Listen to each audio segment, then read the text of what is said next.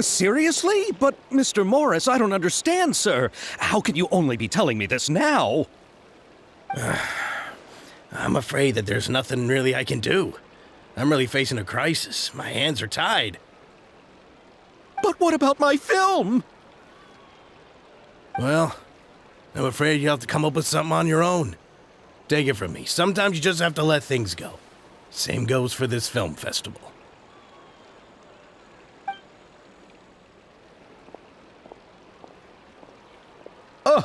Oh. Hey, isn't that Xavier? So he's back in Fontaine now. Xavier!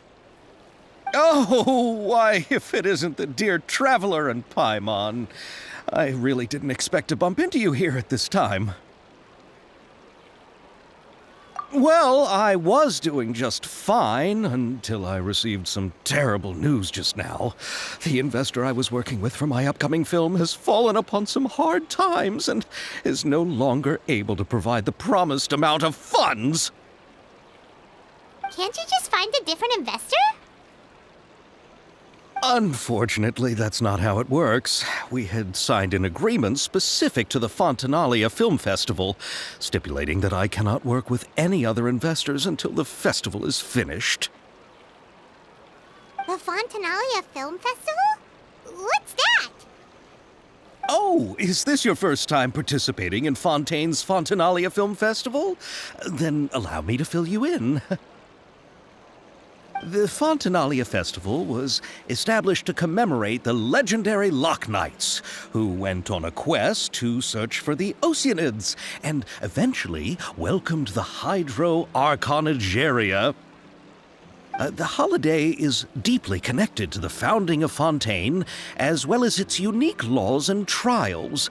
It's one of the most important festivals for this nation. But what's with that weird expression on your face? It's like you're trying really hard to remember something. I was just trying to recall the exact description from the books, in order to avoid any unnecessary arguments over semantics. I usually try to recite things straight from the source. Well, either way, Paimon thinks she gets it now. It's just like the Windbloom Festival in Mondstadt, and the Lantern Rite in Lille. Yes, those are festivals of a similar variety. Who doesn't like a good festival? And just like those of other nations, Fontaine will hold a plethora of events around this time each year. To commemorate the Loch Knights, people will imitate them by putting on special costumes, raising golden cups, and going door to door asking for pure water. But a few years ago, Lady Furina started to find the whole idea a little drab, and so decided to change the part about pure water to sweets. That really doesn't surprise Paimon at all. The whole thing seems more akin to a carnival now, and it's quite popular among the kids. Every year you can hear a bunch of them saying, "Trial or treat." Oh, that sounds pretty fun. But how does that connect back to the film festival you mentioned? Yes, it appears I've strayed off topic. I just got too excited after seeing you. Let me get back to the point. The Fontainalia Film Festival is an event proposed by the Fontaine Film Association this year.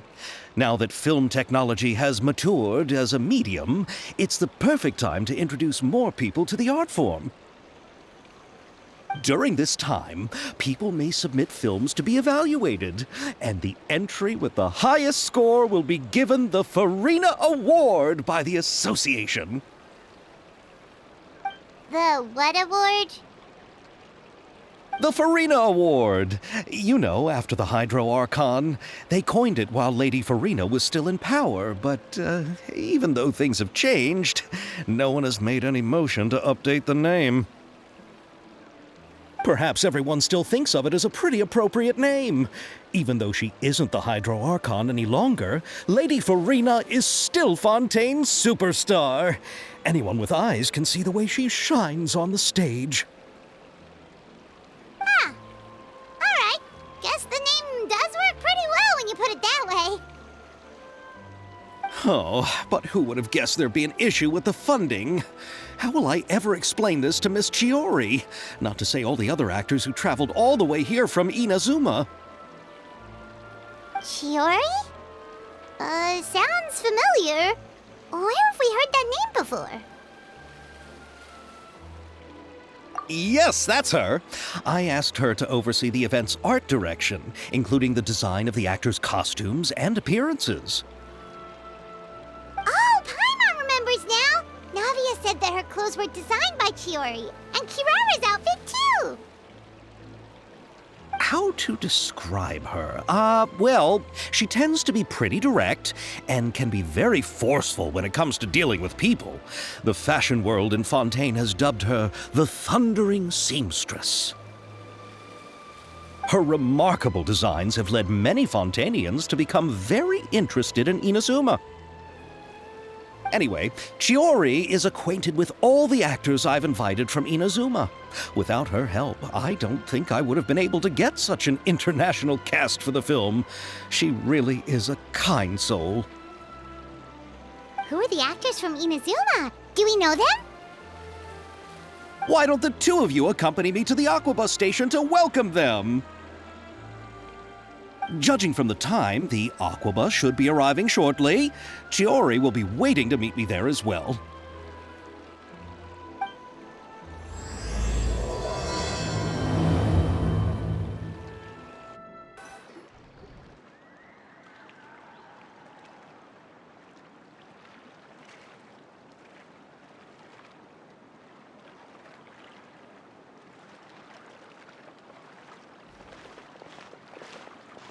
Miss Chiori?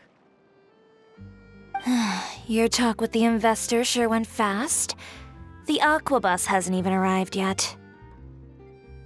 Oh? And who are they? Allow me to introduce you. This is the Traveler and Paimon. Pleased to meet you. Likewise! We've heard the owner of Chioriya Boutique is a skilled seamstress, so it's a real pleasure to finally meet you in person.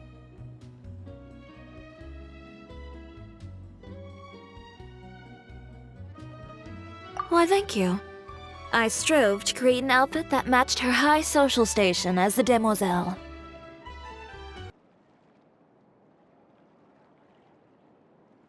Thank you.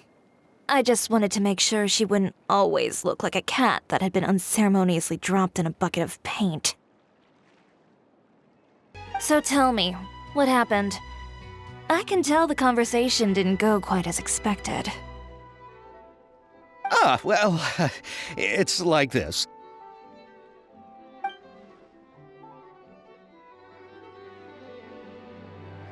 Ugh. I know, Chiori, you don't have to say it. You did remind me that this investor was a little bit sketchy. Yes, there's no doubt about that. But how could I pass it up? He offered me twice as much as the others. And therein lies the problem. Yes, but just put yourself in my shoes. After obtaining such an excellent script, it's only natural that I would want to make the most of the film. The budgets that the others had proposed were nowhere near enough. It's difficult to find someone willing to front such a large amount of mora, so... Don't be sad, Xavier. We might be able to help scrounge up some more together for you. Oh, thank you, Paimon. That means a lot to me. But the cost of the film is staggering. I'm afraid that any mora we can scrounge together in a short amount of time won't even be able to cover the actors' fees. We need to move on. What's happened has already happened, and there's no changing it. But now's not the time to give up. What? You're saying that you have a plan? No, that's not what I mean. I'm simply saying I wouldn't give up just yet. The actors I recommended aren't just after Mora after all.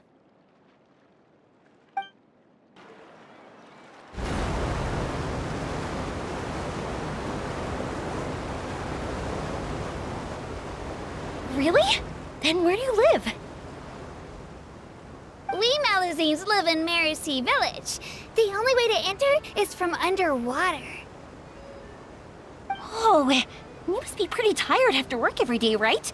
I mean, you have to swim all that way just to go home. You're so thoughtful. But some Melusines choose to live in the court of Fontaine because it's so much more convenient.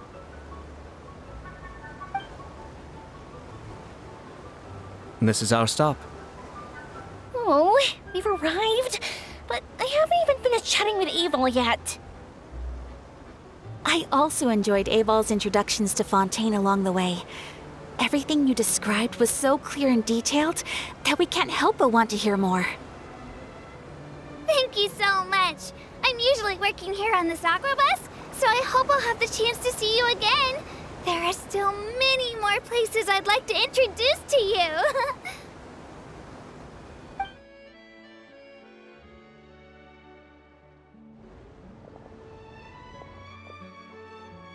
Welcome to the court of Fontaine. Chiori, you sure have changed a lot. This is the first time we've seen you since you left Inazuma. I haven't realized it's been so long. I was in such a rush when I left that I didn't even get to say goodbye. Thank you for extending the invitation, Mr. Xavier. I'm looking forward to a fruitful trip here in Fontaine. It's an honor to have the head of the Kamisato clan visit us. So they're who you meant when you said you had actors coming from Inazuma? Oh? It's the Traveler and Paimon. Wow, what a coincidence! Ayaka and I were just talking about you on the way here. Are you also here for the film? We just ran into Xavier earlier and came over with him. But I'm not an actress. Sir Kamisato and Lady Ayaka are the real actors here. I'm just tagging along with Ayaka to have a good time together. About that, I mean, how was I supposed to contact you when I was making preparations for the film? I figured you were probably busy, and I didn't want to disturb you. So I could only keep you in the back of my mind while I sought other actors to play the lead roles in the film. I had been thinking about a surprise reunion with you during our trip here, but you still managed to surprise me first. Oh, so you all know each other already! My, what a coincidence! What are the chances everyone could be brought together here like this? Why don't we go to Hotel de Boer and catch up over a meal? I've already made a reservation. Huh? Did you reserve 2 spots for us too? Yes, of course, of course. I'll be sure to tell the boss to serve a few more delicious dishes just to make sure there'll be enough food. Very well. Then please, kindly lead the way, Mr. Xavier.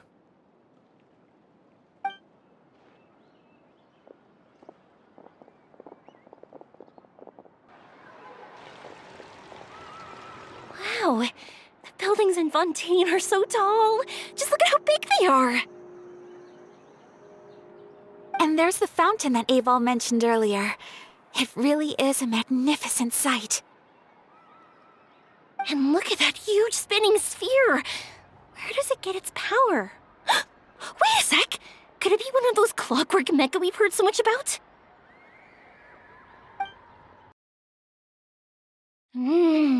So this is what food from Fontaine is like. It sure is different from what we have in Inazuma. How should I describe it? It seems like you have to go through a lot more steps to make them. And the flavor has many layers too.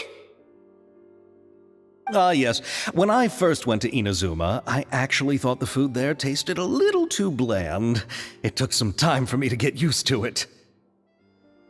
Let's get back to the purpose of this trip for a moment, shall we? How have preparations for the film been coming along, Mr. Xavier? Well, I've already assembled most of the film crew. A lighting specialist, a prop manager, and a costume designer. I've also bought the copyrights from the novel's author. Oh, it's called The Two Musketeers, right? I read the script you sent me on the way here. The story is pretty good. Originally, I was planning to start filming as soon as Sir Kamisato and Lady Ayaka arrived in Fontaine, but I'm afraid I've run into a bit of a problem. Oh? What is it? It has to do with the film's investor, Mr. Morris. He suddenly informed me this morning that he's encountered some financial trouble and will be unable to release to me the amount of funding agreed upon. It's said that Fontaine's legal system is well developed. If he has violated the contract, then can't you simply take him to court over the matter? Well, I'm still more concerned about filming. Even if I were to take him to court, I'm afraid it would take months before the case could even be heard. Then, is there a way we could raise funds ourselves to solve the problem? I've considered that option too, but unfortunately, it's difficult to gather such a large amount of mora on such short notice. Besides, we have to consider the film festival's submission deadline.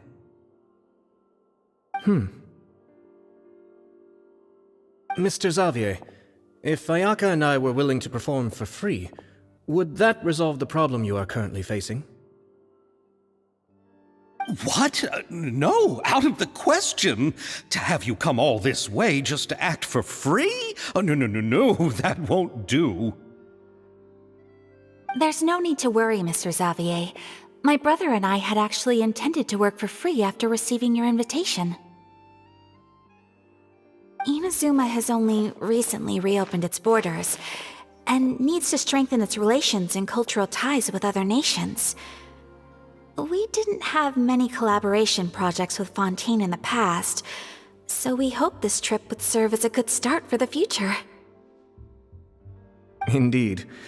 You could say that's the real reason why the Yashiro Commission agreed to come to Fontaine. I understand, but having you two act for free just doesn't seem right. Not at all.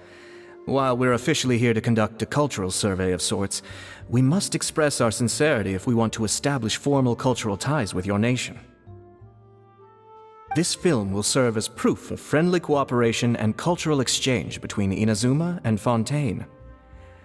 It's my hope that the film can be finished and released as smoothly as possible. If you still don't feel comfortable with this arrangement, I would also be more than happy to be introduced to some other renowned individuals in Fontaine's literary and artistic circles.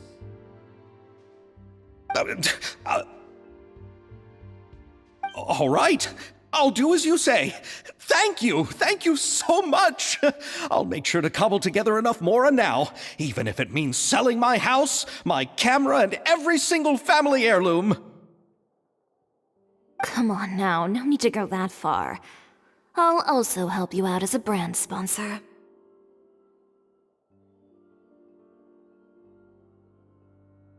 Me too. Even though I didn't bring much more to spend on this trip, it's still better than nothing.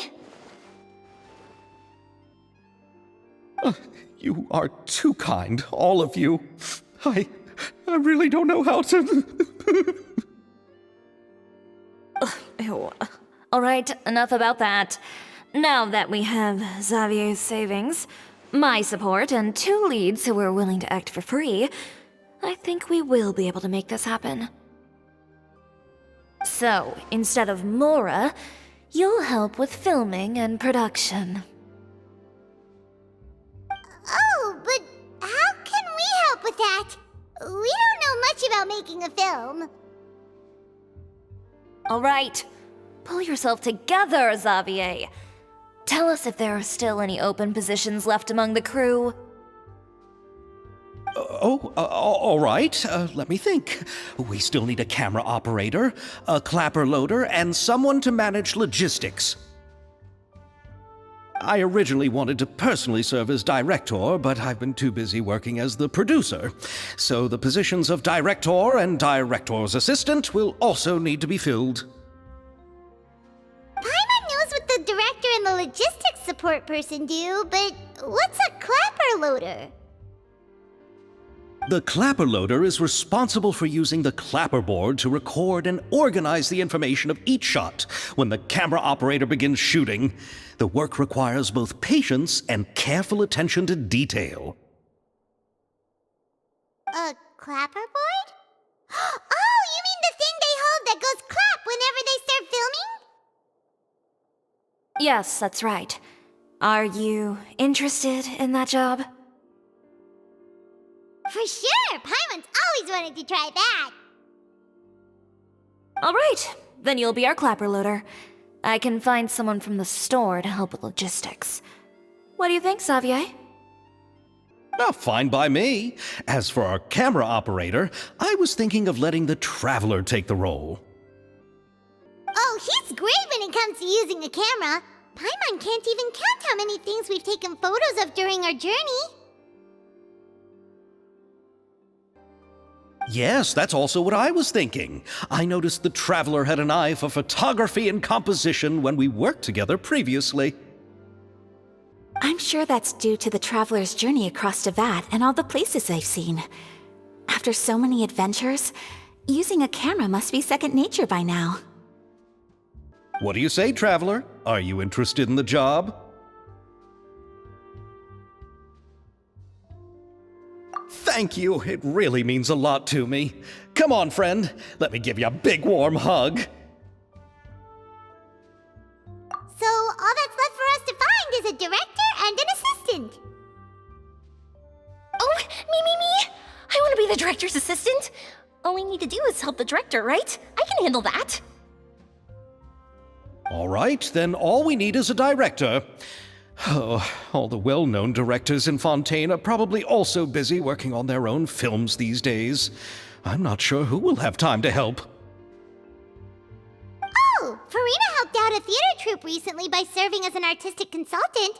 She could be a good director, right? Besides, it's not like she has anything else to do right now. Furina? Do you really think Lady Furina would be willing to help us with our humble project? Isn't that the name of Fontaine's Hydro Archon? My brother has already informed me about what happened here in Fontaine. Yep, that's her! She helped out a theater troupe not too long ago, and now she's taking up work as a director. Well, I saw that musical. Her performance was perfect, and the storyboards were also excellent. Don't let her form or identity intimidate you.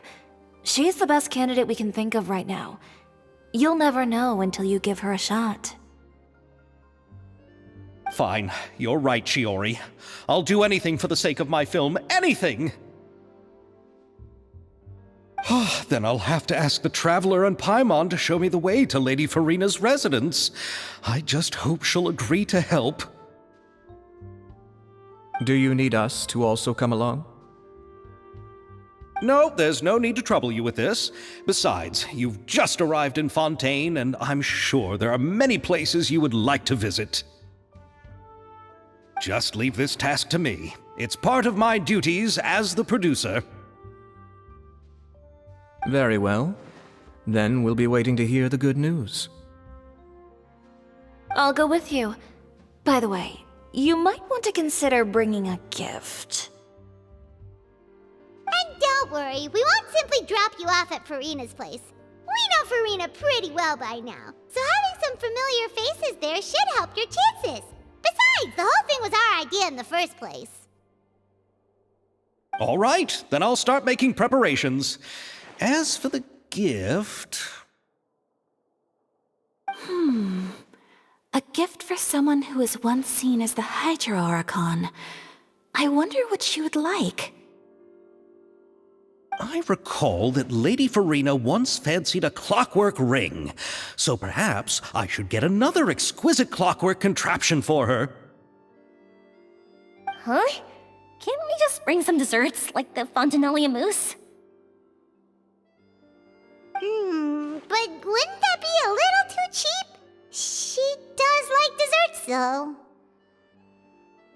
Isn't the Fontainellia festival happening right now? I heard Abel tell us on the Aquabus that Furina introduced the tradition of going door to door and asking for sweets. To do something like that, she must have a real sweet tooth. I agree with Yoimiya. If the gift is too fancy, it might actually make her feel more uncomfortable. Alright then, let's go buy some Fontainellia mousse!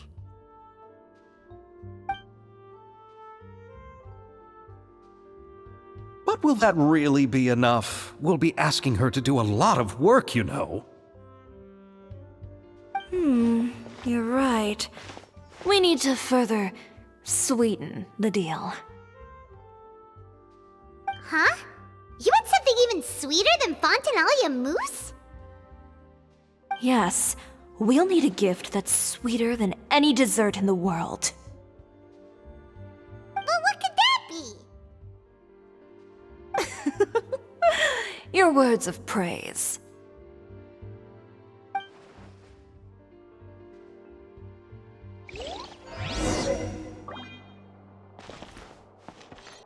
You go ahead. No need to worry about us. Oh, I hope Furina will like the gifts we prepared. Oh, and if you still think we should get something else for her, just let me know. I should be able to make some fireworks.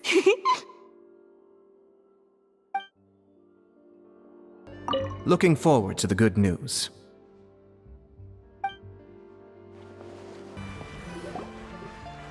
We're here! This is where Furina lives. Okay, I'll go knock on the door.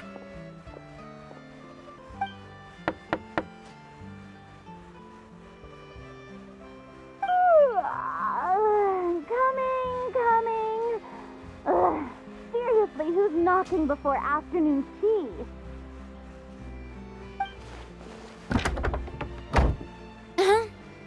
Who are you? Lady Furina, please allow me to introduce myself. I am Xavier, a film director.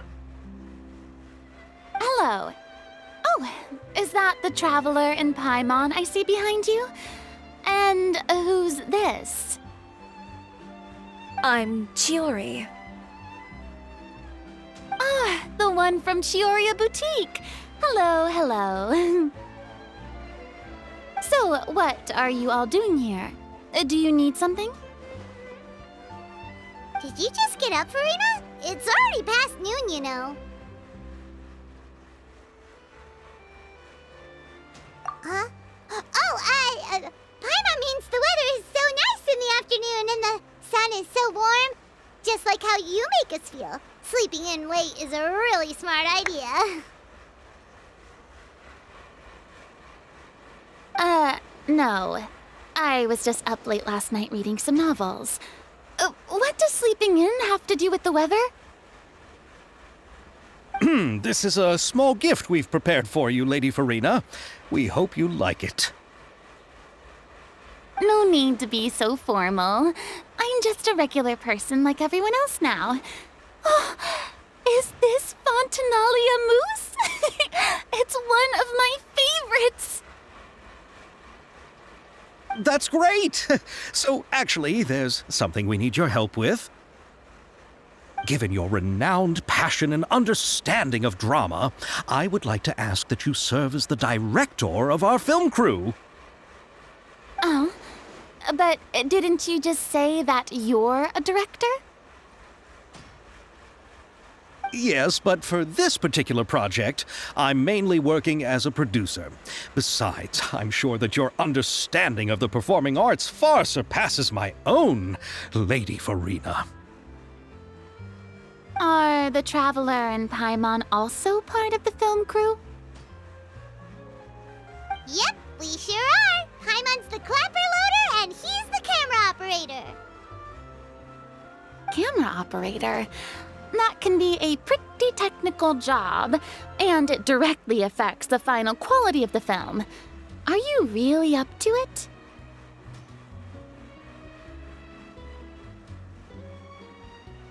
No, I'm not questioning your abilities. It's just that I've never really seen you use a camera before. Maybe you can come up with a test for the Traveler and see for yourself! If he can satisfy you with his camera skills, then you'd have nothing to worry about and can join the team! What do you say? You sure are getting better at rolling with the situation, Paimon. Oh, I do wish to see how skilled the Traveler really is with a camera. Alright, how about this? We'll work with what we have. I'll give you some scenarios and see if your work is up to my standards.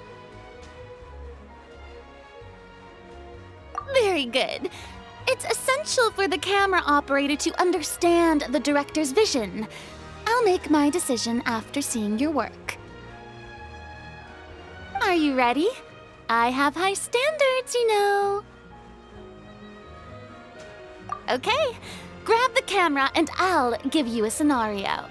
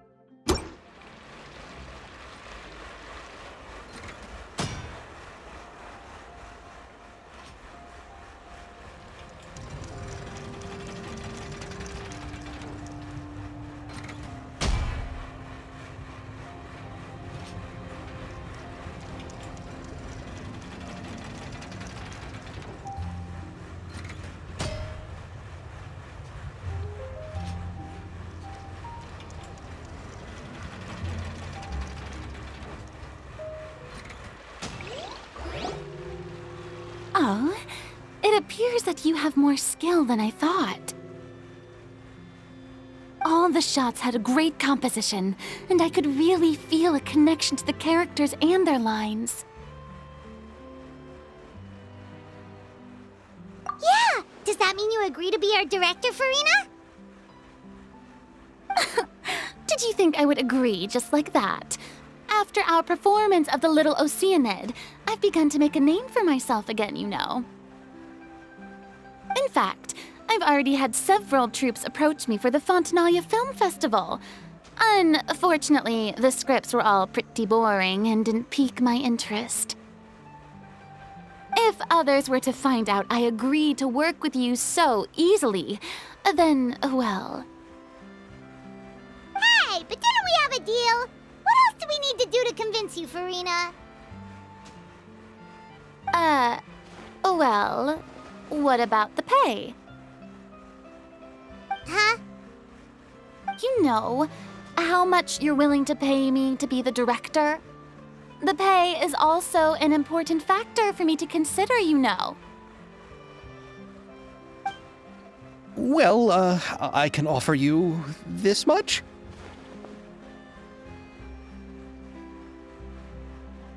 What? That's all? If Nervilat were to hear of this, he could charge you with underpaying your labor. I'm sorry, but our crew is in a tight financial spot at the moment. I see. Well, even though it's highly unlikely now that I'll join your crew, there's still something I'd like to ask. Exactly what film are you planning to make? Oh, our script is an adaptation of The Two Musketeers. Huh?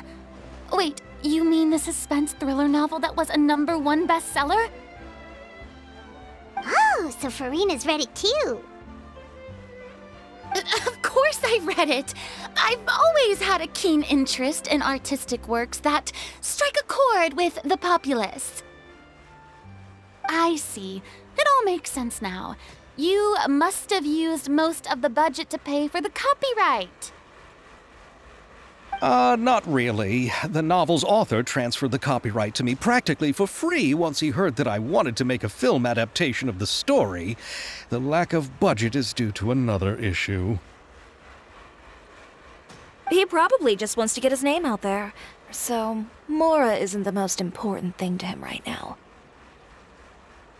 It reminds me of a delivery courier who wears one of my designs while traveling all across Teyvat. I didn't charge her much for the outfit either. The exposure she provides for my brand is well worth it.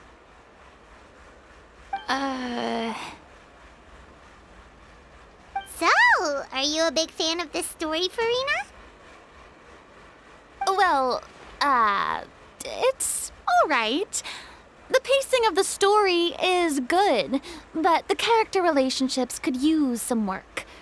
When I was reading it before, I always felt like some things were left on a rather unsatisfactory note. I have high standards, you know. Ahem, Mr. Xavier, if, hypothetically speaking, I agree to be the director, how much freedom would I have in terms of script revisions and creative interpretation? As much freedom as you would need. I wouldn't dare doubt the tastes of Fontaine's greatest star. Good. Then I'm free to alter the script as I see fit.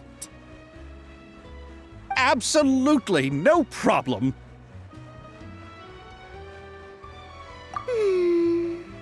All right. It seems that your crew really can't go on without my care and direction.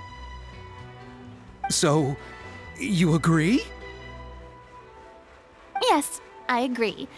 Although the pay is well below what someone of my caliber deserves. A great script calls for a great director. I mustn't let a perfectly good story be ruined due to lack of funds. If you have fine cheese and bread, you wouldn't just let it sit on the counter and get moldy just because you lack an oven, right? Oh, Hydro Archon above! I'm not dreaming, am I? Somebody pinch me. There's no more Hydro Archon, you know. And it's still a little early to celebrate. There's a lot that goes into shooting a film.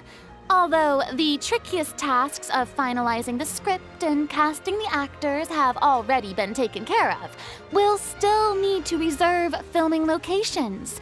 Not to say set up lighting and props. And by the way, since we'll be filming The Two Musketeers, we'll need to find an action choreographer. Ideally, a professional who has actual experience with muskets. Yes, I've thought about this as well. I was hoping that you might know someone who could handle the job. Me? If this was before, I could have simply asked Glorand. But it's already been some time since I last talked to her. Navia can also use firearms, but unfortunately, her style is quite different from that of the characters in the story. Could we ask the Special Security and Surveillance Patrol? Oh, you mean the Special Patrol's Musketeers? Yes, that's right. They work with muskets every day. I can't think of anyone more qualified than them. They would be under Nervilette's jurisdiction. Unfortunately, I, don't have any connection with them at all. So, in the end, we still have to start by talking to Nervilette. No need to go to all that trouble. I know their Captain Chevreuse. Oh, you do? Wait, Chiori, how do you know the captain of the Special Patrol's Musketeers? No particular reason. Running a business means dealing with some trouble from time to time, and she's helped me out on a few occasions. In return, I've helped her handle a few situations in which the Special Patrol couldn't get involved directly. So, we've gotten to know each other over time. So you're saying there's been times when the Special Patrol needed a fashion designer to handle a situation? Your work is becoming more and more mysterious. It'd be best to keep it that way. Anyway, enough about that. What do you all think about asking the captain to be our musket action choreographer? She sounds professional enough. She is a captain after all. I have no objections. But I imagine the Special Security and Surveillance Patrol must be busy with their duties. Do you think she'd really have time to help with shooting a film? And then there's the issue of pay. Well, it just so happens that she's also not the kind of person that's just after Mora. As for whether she has time, I'll have to go and ask her first. Then I'll leave that to you. Macaroni's on sale today, so I've got to go. You can just tell me how things went when we discuss tomorrow's plan later. No problem. Having Furina join feels like a big boost to our team! Of course. Just wait until the day of our premiere. You'll witness the true power of my name in these lands. You'll be so glad I agreed to help. I can guarantee that even the standing tickets will be sold out. I'll be sure to ask some people I know to see if they'd be willing to act as extras. Seems like you're finally getting more comfortable with your own reputation now. I didn't ask for the Clapper Loader's commentary, Paimon. Then let's get going. I happen to know where Chevreuse is today. By the way, I'm curious. If my pay is so low, then what about our two lead actors? Didn't they travel here all the way from Inazuma? Actually, they told us that they see the trip as part of a cultural exchange, so they didn't ask for any pay. What? So is every person in Tevat who doesn't want money gathered here to shoot this film? Don't tell me Chiori isn't being paid either. I already knew Xavier from before, and he's also agreed to give my brand some good exposure. It seems the gods have really smiled upon you, Xavier. And that certainly doesn't include me, mind you. Besides the macaroni, I should also pick up some tomato sauce.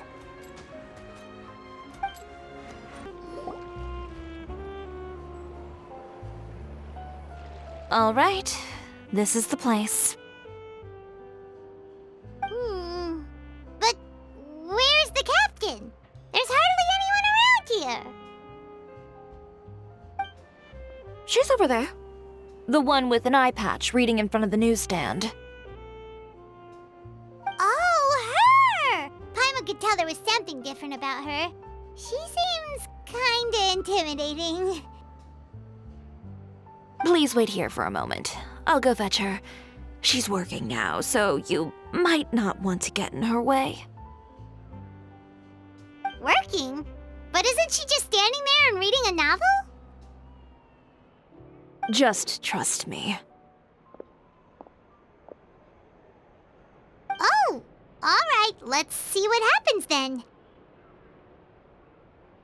Chiori sure is a mysterious person. She claims just to be a fashion designer, but she knows all these powerful people. The court of Fontaine isn't particularly tolerant of visitors from overseas, so it isn't easy for a foreigner to promote their brand here. Even more so in the competitive world of fashion.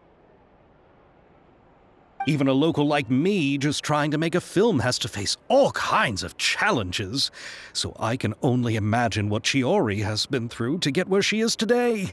I'm sure that having more connections has definitely worked in her favor. Reading on the job? Detective novel. One main character? No. Multiple. Branching storylines. I see. How's the plot coming along? One of the main characters is about to make a choice that will affect the rest of his life. I'd wager he's going to make the wrong choice. Any way to speed things up? There's something I need your help with. You know that doesn't depend on me. It all comes down to what the character chooses. Which is exactly why I'm here to help.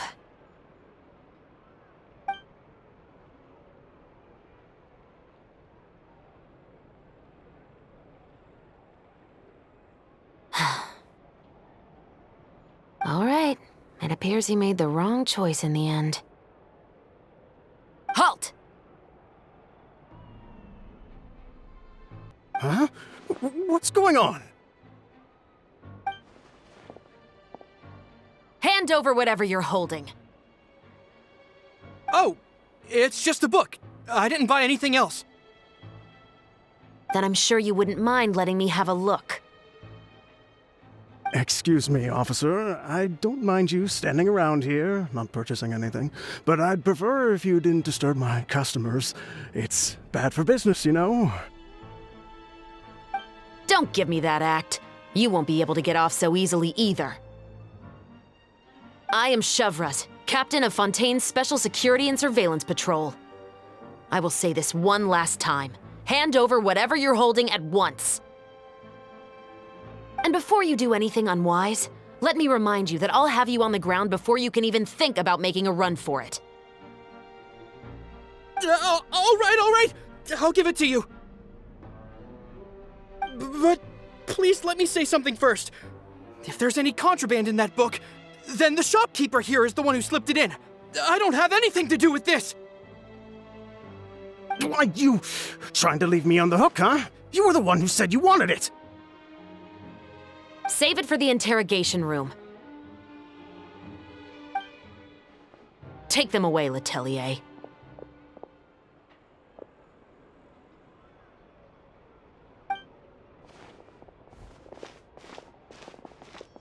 What's going on here? One second you're reading a book and the next you're escorting people away! And who are... Oh! Aren't you the traveler who's been all over the papers recently? Chiori, I'm assuming what you wanted to ask me about has to do with them, right? Maybe I can let you in on what's happening then. Now that Vacher has been brought to justice, no new shipments of synth will be made and distributed to sellers. The Fontaine guards have been busy collecting the remaining synths still circulating on the market. Thanks to a tip from our reliable source here, this should be the very last batch. Oh, so you were pretending to read a book in order to catch the bad guys! Oh, Paimon almost forgot to introduce ourselves. Paimon is Paimon, and this is the Traveler and Xavier! Hey, I'm Chevreuse. You probably already heard me introduce myself, so I won't bother repeating it. Yeah, why didn't you make a move as soon as you had the chance? Were you worried that my intel wasn't accurate? No, I wanted to see if the shopkeeper would turn himself in first. All he had to do was come up to me and say that he didn't know where the synth had come from. If he did that, then I wouldn't have had to press charges on him. He had the whole day to turn the synth over to Chevreuse. But instead, the moment I came up and blocked Chevreuse's line of sight, he took the opportunity to sell it off. Yep, he made the wrong choice, even though the right choice was right there in front of him. But you knew they wouldn't make the right choice. Yeah, I knew. I was just hoping I'd be wrong for once.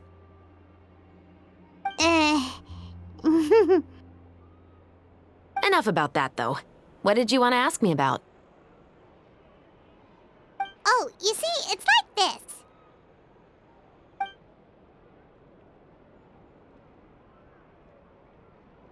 The two Musketeers. You certainly have a good eye for a story. So what do you need me to do? Just be the action choreographer for the actors? Yes, that's right. I want to make sure we get all the details right. I want the actor's posture and understanding of firearms to be as realistic as possible. However, I'm afraid this work will require a bit of your time, since you'll have to be present whenever we're filming. Also, as for the pay... No need to say any more. I'll join. Huh? Just like that? Really? You're willing to help us with our humble film project? Sure, it's no big deal. As I said, we've wrapped up our investigation here, so I don't have any other tasks on my plate for the moment. Besides, I personally really like this novel. I even have the collector's edition at home. Stories where justice prevails over evil never get old for me. Then we've got a deal? Yes, I'll see you on set tomorrow. Oh my! I can hardly believe it! I should tell Lady Furina immediately. Oh, and I must tell the prop manager and lighting technician to get everything ready. We start filming tomorrow! Calm down, Xavier. The film is going to take more than just a day to finish. Still, I should also head back now and start preparing the actors' costumes and makeup. Guess that's it for today then. Traveler, Paimon, please stay for a moment. I have something to tell you. Then I'll take Xavier back. Poor thing. He's so excited that he can't even walk straight anymore. I don't want to spend our first day fishing our producer out of the fountain. He'd better.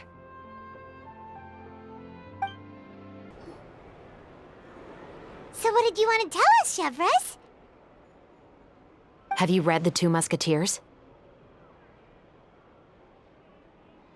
The story is about a pair of children born into the household of a baron, and their struggle to survive together and take revenge for their mother.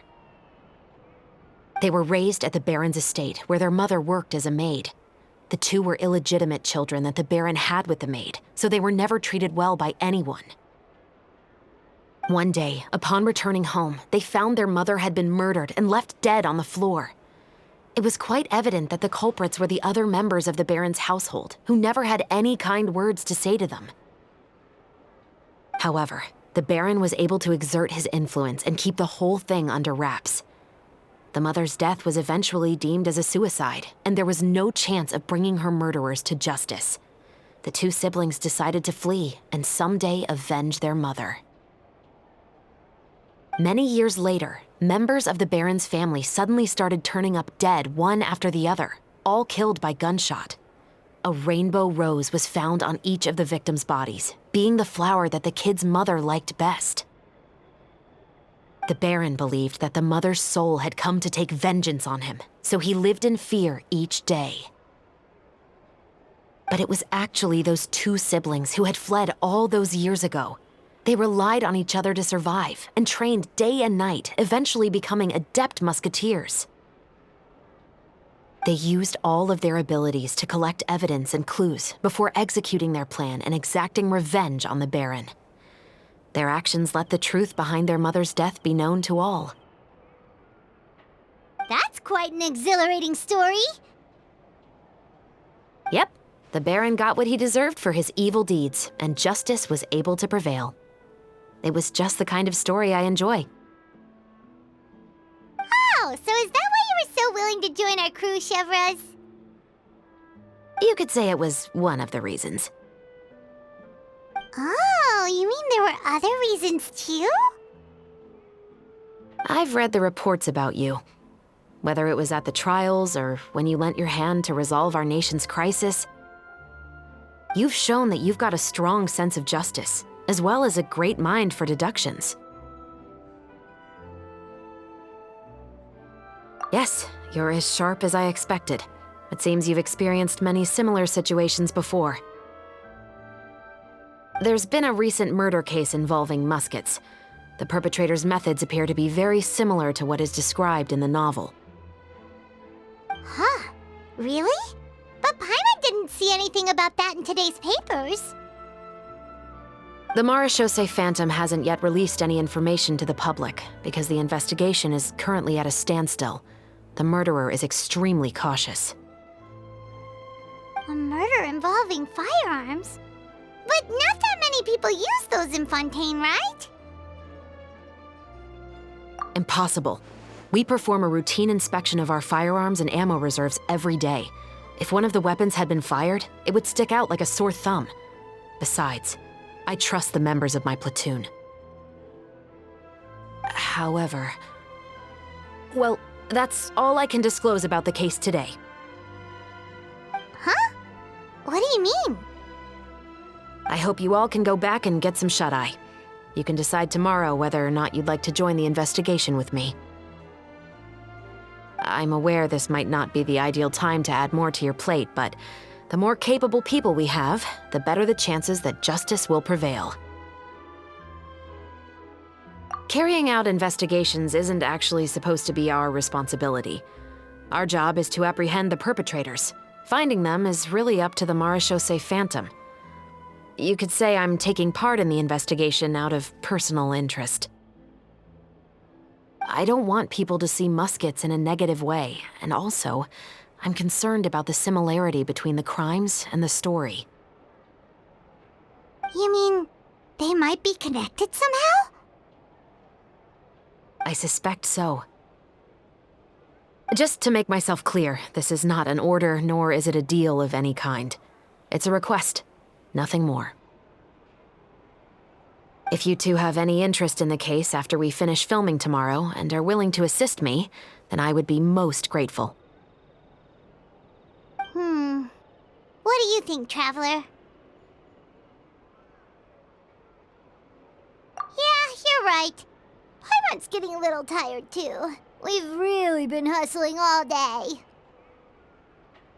You'd better head back and get some rest.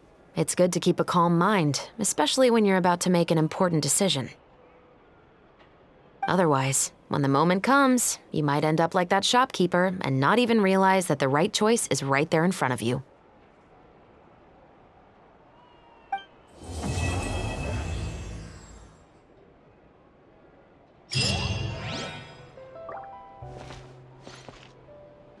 Indeed, Monsieur Neuvillette. I'd very much appreciate hearing your thoughts on everything we just discussed, including my initial proposal and the general direction of our potential cooperation. Your proposals are reasonable and quite well thought out. Your sincerity and wish for our mutual success was evident in your words, so there's no need to be so modest. Thank you. So, what's your decision? If you're asking for my personal opinion, I'm willing to cooperate in full based on my own opinions and my impression of Inazuma's culture. However, Fontaine doesn't run simply based on the feelings of one individual. I'm sure Inazuma must be the same. Everything must be done in accordance with the regulations that are in place. Yes, of course. I will submit a written proposal outlining the details of our potential cooperation to the Palais Mermonia within a week. And I look forward to hearing from you. Here, Yoimiya. Try some conch Madeleine. No, you ordered it, Ayaka, so you should be the first to try. To be honest, I ordered it for you. You're fond of desserts, aren't you? Well, in that case, I guess I shouldn't refuse. Let's try some together. All right.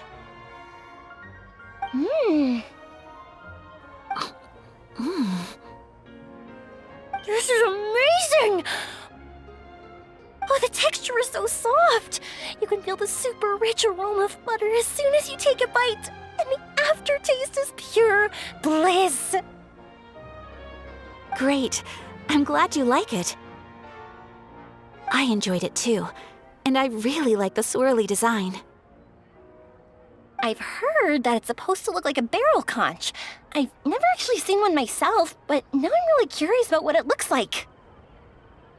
Hey, Ayaka, when you can find the time, would you like to go search for one underwater with me? All right. Why don't we go right after this? Great! Then that's a plan. There are so many places I'd like to visit with you. Oh, how lucky I am to have so many kind-hearted people assisting me. Yeah, just watch your step now.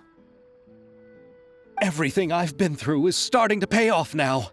There finally is a light at the end of the tunnel. Ah, I see it now. What lies before me is a whole world of hope. No, what lies before you is the fountain.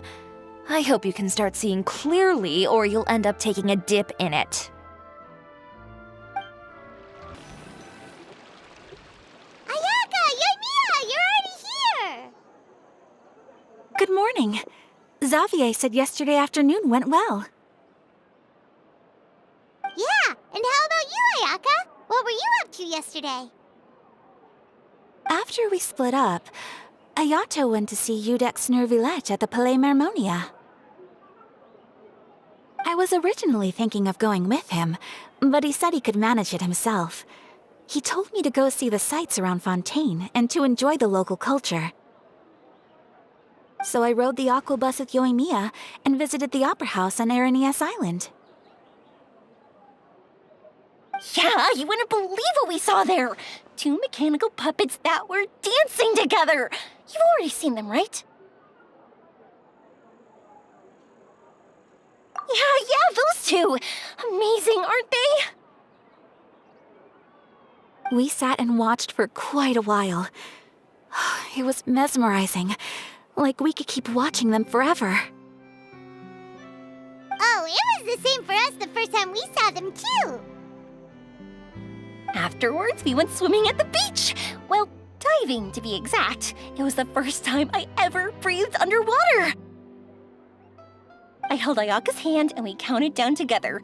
3, 2, 1, and then splash! We were beneath the waves. At first, I didn't dare to open my mouth. But once I couldn't hold my breath any longer, I decided to take a big breath in.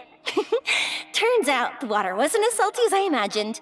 It didn't really taste like anything at all. Before I knew it, I was breathing like normal down there. It was an amazing feeling. Ayaka said I was too nervous and needed to loosen my grip. She got used to everything way faster than I did. I knew that the Traveler could do it, so I had no doubt we could do it too. That helped me feel at ease as soon as we dove in. The underwater world in Fontaine truly is beautiful.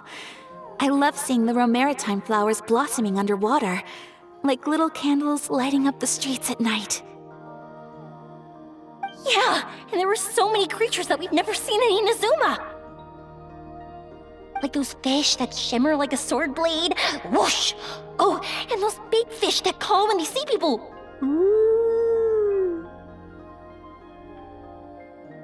Oh, you mean Hunter's Rays and Blubber Beasts! I just love the name Blubber Beast. Just wait till Pops and the others hear about this. They probably won't believe a word I say.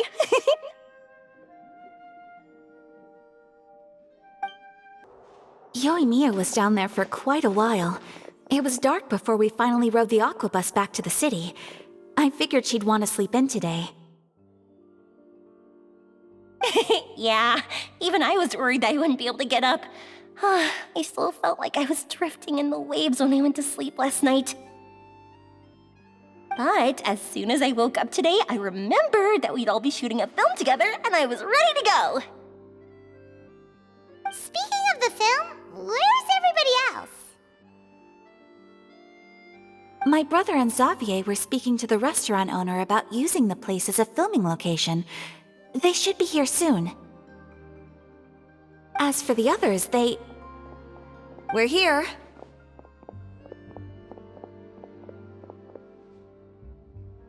Please excuse my tardiness. I just finished the Special Patrol's 6-mile morning jog.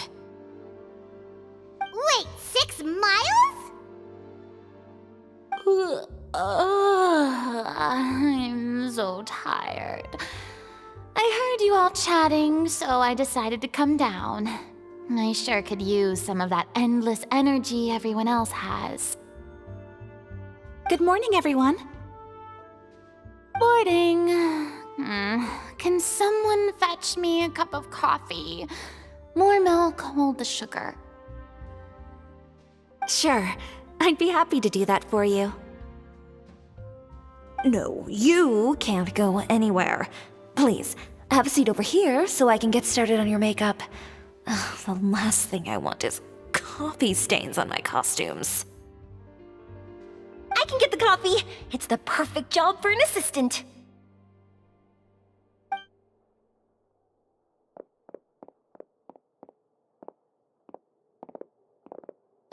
So much energy. Seriously, what's her secret? Oh, Ymira's always like that. But you sure look exhausted, Furina. It's because you're not used to waking up so early, huh? Of course not. I spent the whole night reading the novel from cover to cover, marking sections that either need to be omitted or adapted. Wow, Paimon didn't expect you to be so thorough. Well, I was the biggest star in all of Fontaine after all. It takes more than just a pretty face to earn a reputation like that. I know how to get serious when the situation calls for it. I went all out when I was acting as an Archon, so why wouldn't I do the same for my own life? Here's your coffee, Director Furina.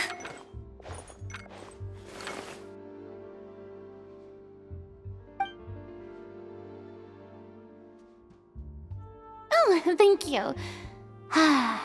The sound of being called director and the aroma of coffee feels almost as refreshing as hearing the birds chirping in the morning. Ah, it seems everyone has managed to arrive on time.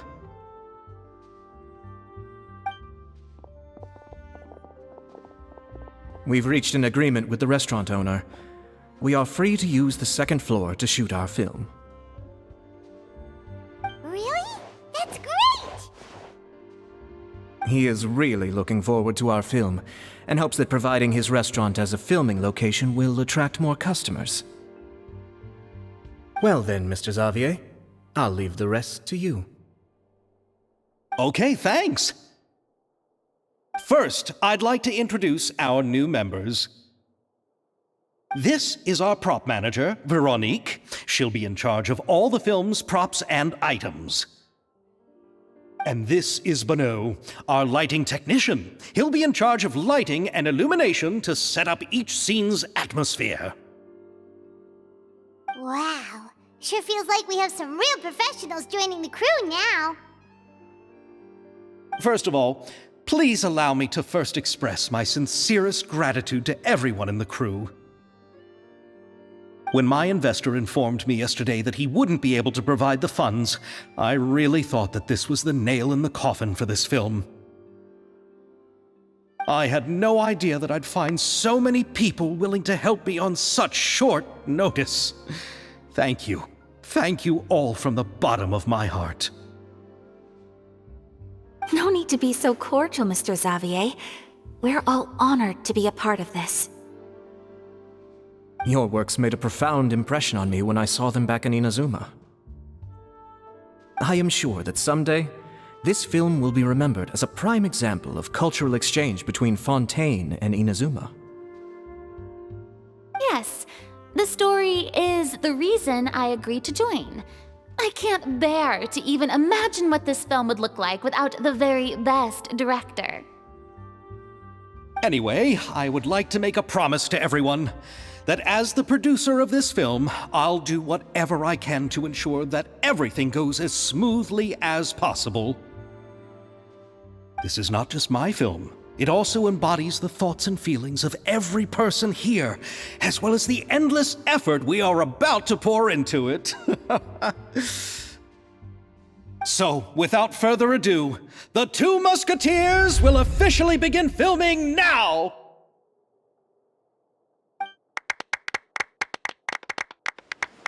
You may take it from here, Director Furina. All right. Listen up, everyone.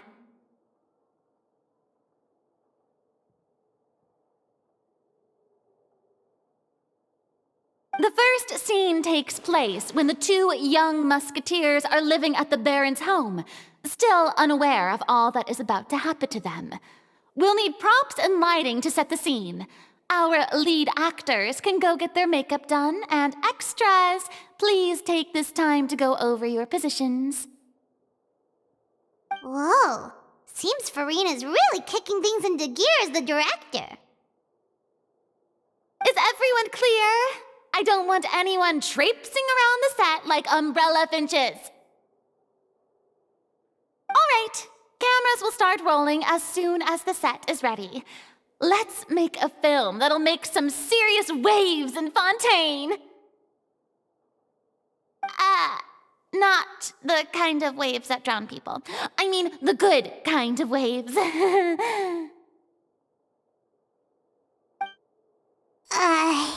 Seems like she's still a bit traumatized by that. Anyway, let's go see if there's anything we can do to help.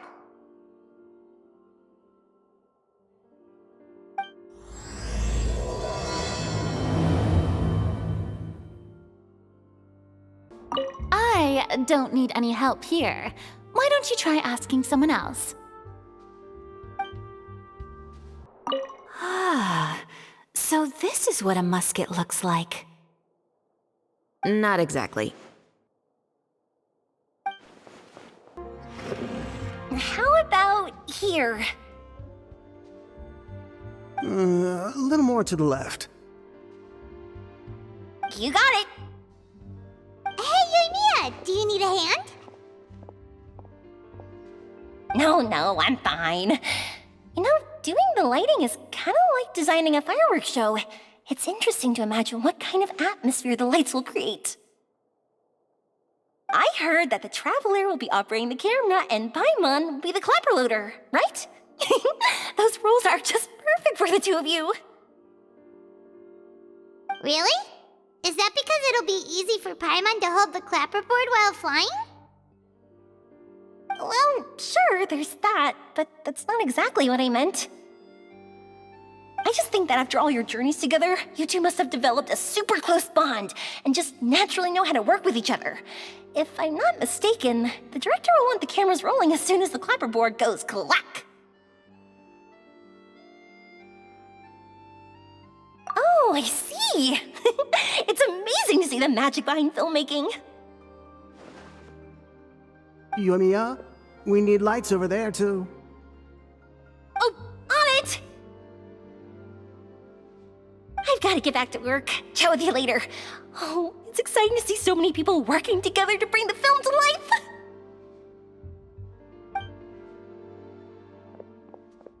Seems like Yoimiya's really getting into it. But she was right. We do have a super close bond, don't we? Paimon's really happy to hear that.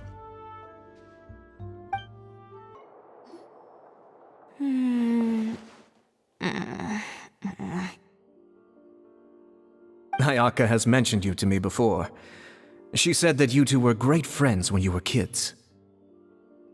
No talking. I'm thinking about how to do your eyeshadow. Ah, yes. To help me really look the part. To achieve a more young and naive look for this scene. Are you saying the wrinkles around my eyes are too deep? You just have too much of a calculating look in your eyes. You sure don't mince your words. It seems you really haven't changed much. Quiet.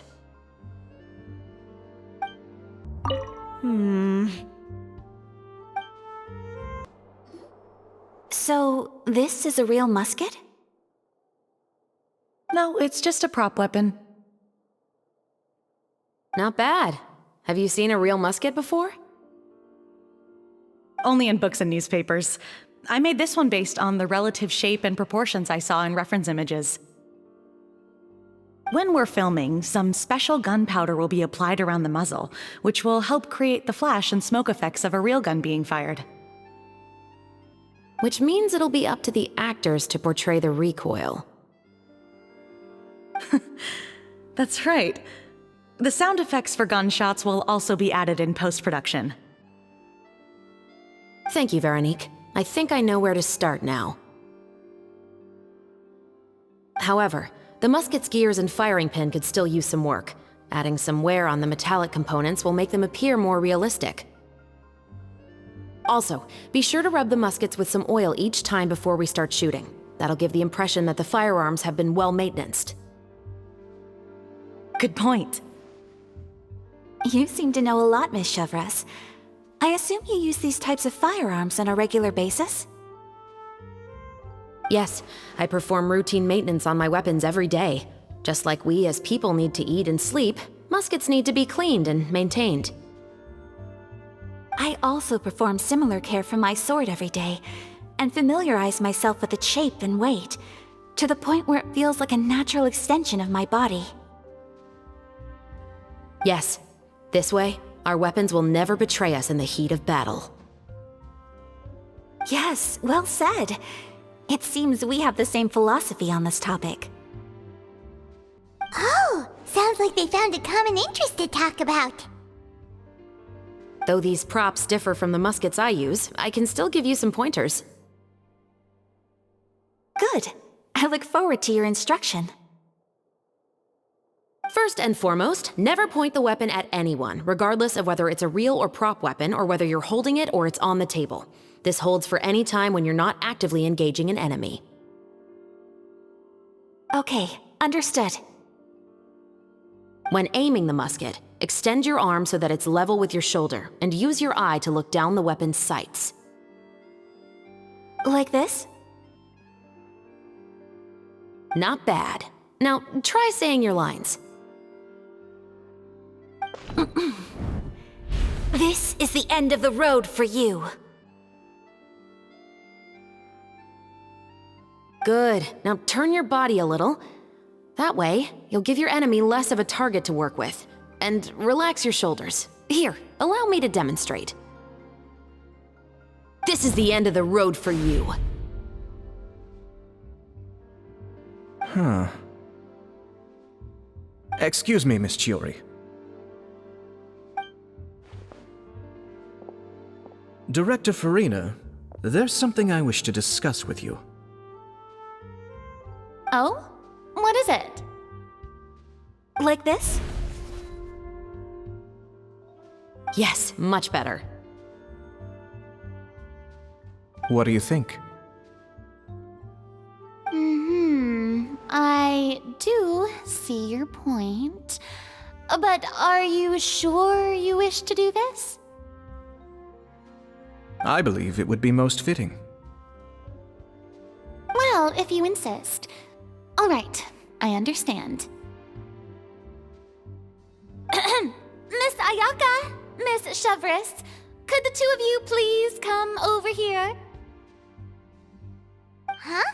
What's going on? Are we gonna start filming now? Let's go see. What is it?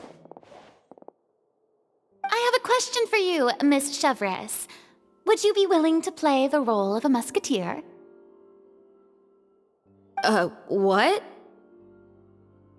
To clarify, I would like to turn over my role to Miss Chevreuse. But brother... Don't worry, Ayaka. I actually view this as a good thing.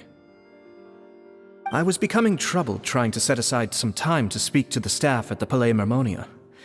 I would like to have some conversations about the cultural exchange between our two countries, and I've heard that the bureaucratic process here can get rather complicated. Now, I will be able to focus on my work. Besides, you also know that I'm not really one for public performances. Are you really sure? From a director's point of view, I also felt like the relationship between the two musketeers in the original story could be improved. The older brother in the story plays the lead role with his overbearing character, but this causes his character to overshadow that of his sister, and the theme of the two supporting and relying on each other isn't conveyed very well. But if we were to change the siblings to two sisters of a similar age, then that aspect of the story might come through more clearly. Also, I've seen you instructing Ayaka. That cold and dignified personality is exactly what we need for the older musketeer. Of course, even with all these insights, the decision should still be made by Miss Chevreuse. Chevreuse mentioned that she really likes the story, right? Paimon bets that she'll take the role. All right, I'll take the role. Good! It's decided then. I'll get started on making edits to the script. We'll also need to make some immediate adjustments to the lighting, props, and costumes. I have a feeling that our adaptation will be even better than the original story. You're doing a great favor for me, Miss Chevreuse. You have my gratitude. Don't mention it. I like this character, so if anything, I should be the one thanking you. Well, since my brother is the one who brought up the idea, I suppose there's no need to worry. Let's go, Miss Chevreuse. I look forward to working with you.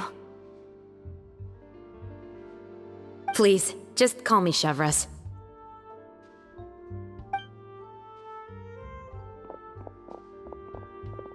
Seems like you're really going out of your way to solve the problem I was having with your makeup.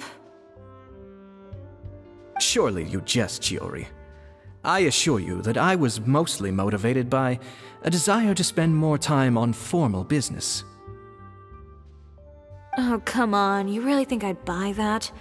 According to what I've heard from Ayaka, her brother is someone who can juggle 10 different matters at the same time. I'm sure you have other reasons for backing out. Perhaps. Ayaka always said she wanted to go out and see more of the world, just like the Traveler.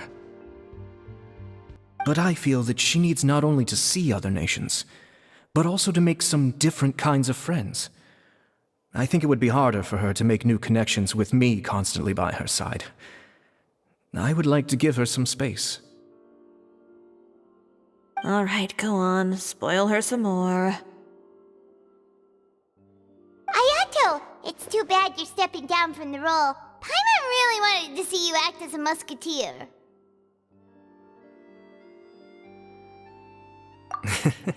No need to poke fun at me. I'd wager that you also felt that I wasn't the best candidate for the role. It's a little hard for Paimon to imagine you saying those lines. Yes, I've made an appointment to meet some people from the Palais Mermonia. Now, I will have some more time to prepare. Traveler, get the camera ready! Paimon, get the clapperboard! Actors, to your positions! We're about to start shooting the first scene. Go on now. And please take good care of Ayaka. Yep, don't worry! Thank you. I look forward to seeing the film when it's finished.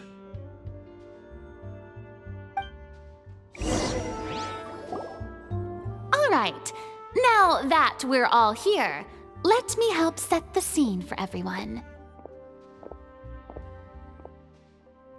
The first scene takes place when our two main characters are still living at the Baron's estate. They've been ostracized and verbally abused by others in the household, but they still have no idea why. We want to capture how naive and innocent they are despite their pain. Chevreuse will be playing the role of the older sister, Tulip, And Ayaka will be the younger sister, Iris. Be sure to get close-ups of the main characters at the right moment. Silence on the set! Lights, camera, action! Let's go!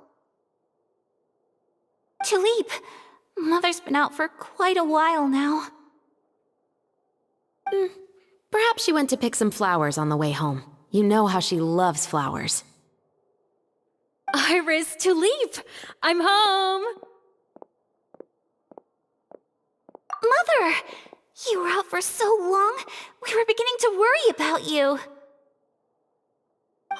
I'm sorry, but I'm back now, safe and sound. Here, I brought your favorite treat, apple turnovers. Mother, what are those bruises on your hand? Huh? What bruises? Oh, I must have bumped into something while I was working yesterday.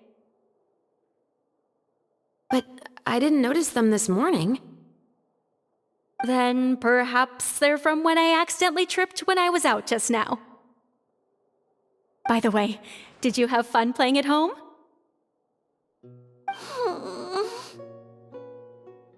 What's the matter, Iris? Well, we've realized that no one really wants to play with us. They even took Iris's doll and spat at us.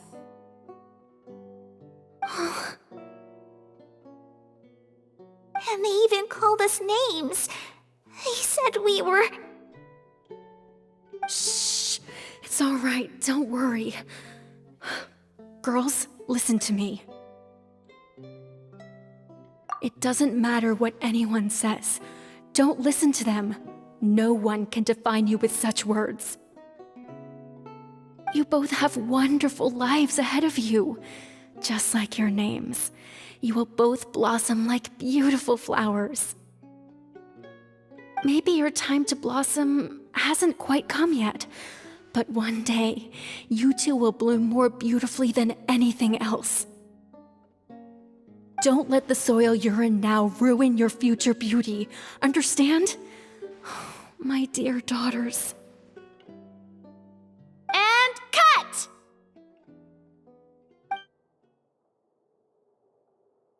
Not bad. The actors' emotions were all on point. Let's keep that take. Also, if our clapper loader could avoid shouting at the start of the scene next time. Oh, got it. Great. I was a little worried that my nerves would get the better of me. What about you, Chevreuse? I felt fine. The lines weren't too difficult at all. Seems like Furina must have adapted the role nicely. You two were great. I couldn't tell it was your first time acting in a film. You should have more confidence. Thank you for your encouragement. Positions, everyone! We'll move on to the next scene after we try a few more camera angles.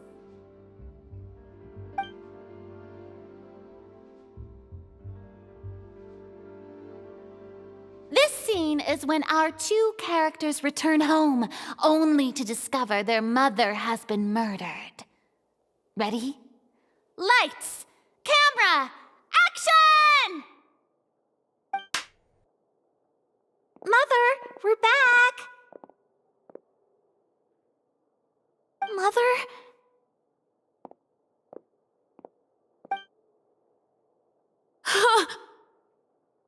What's wrong, Tulip? Iris, stay away! Huh? Why? What's... Mother!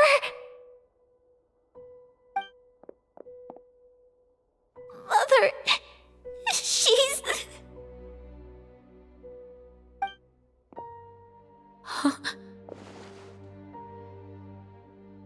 There's poison in this cup. Huh? I could have sworn I've seen this kind of cup before. Those aristocrats. They didn't even try to cover up their actions.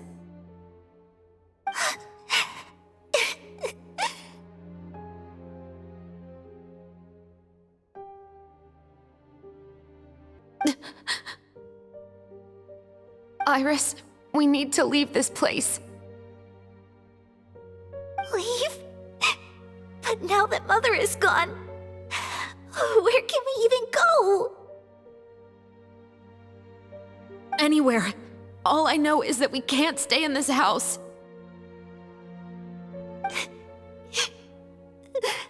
But are we just going to let them get away with this? We'll have our revenge, I promise you. Just not right now.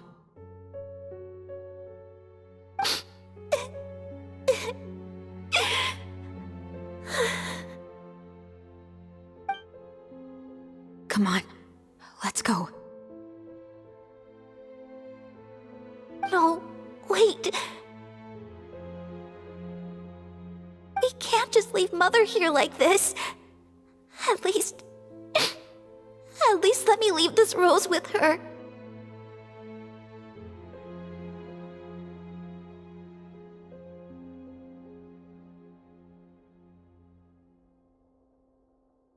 That's why we went out in the first place.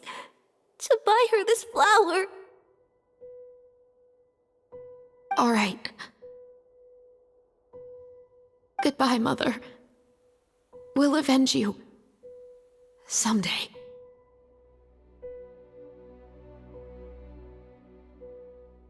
And cut! Beautiful! Great performance!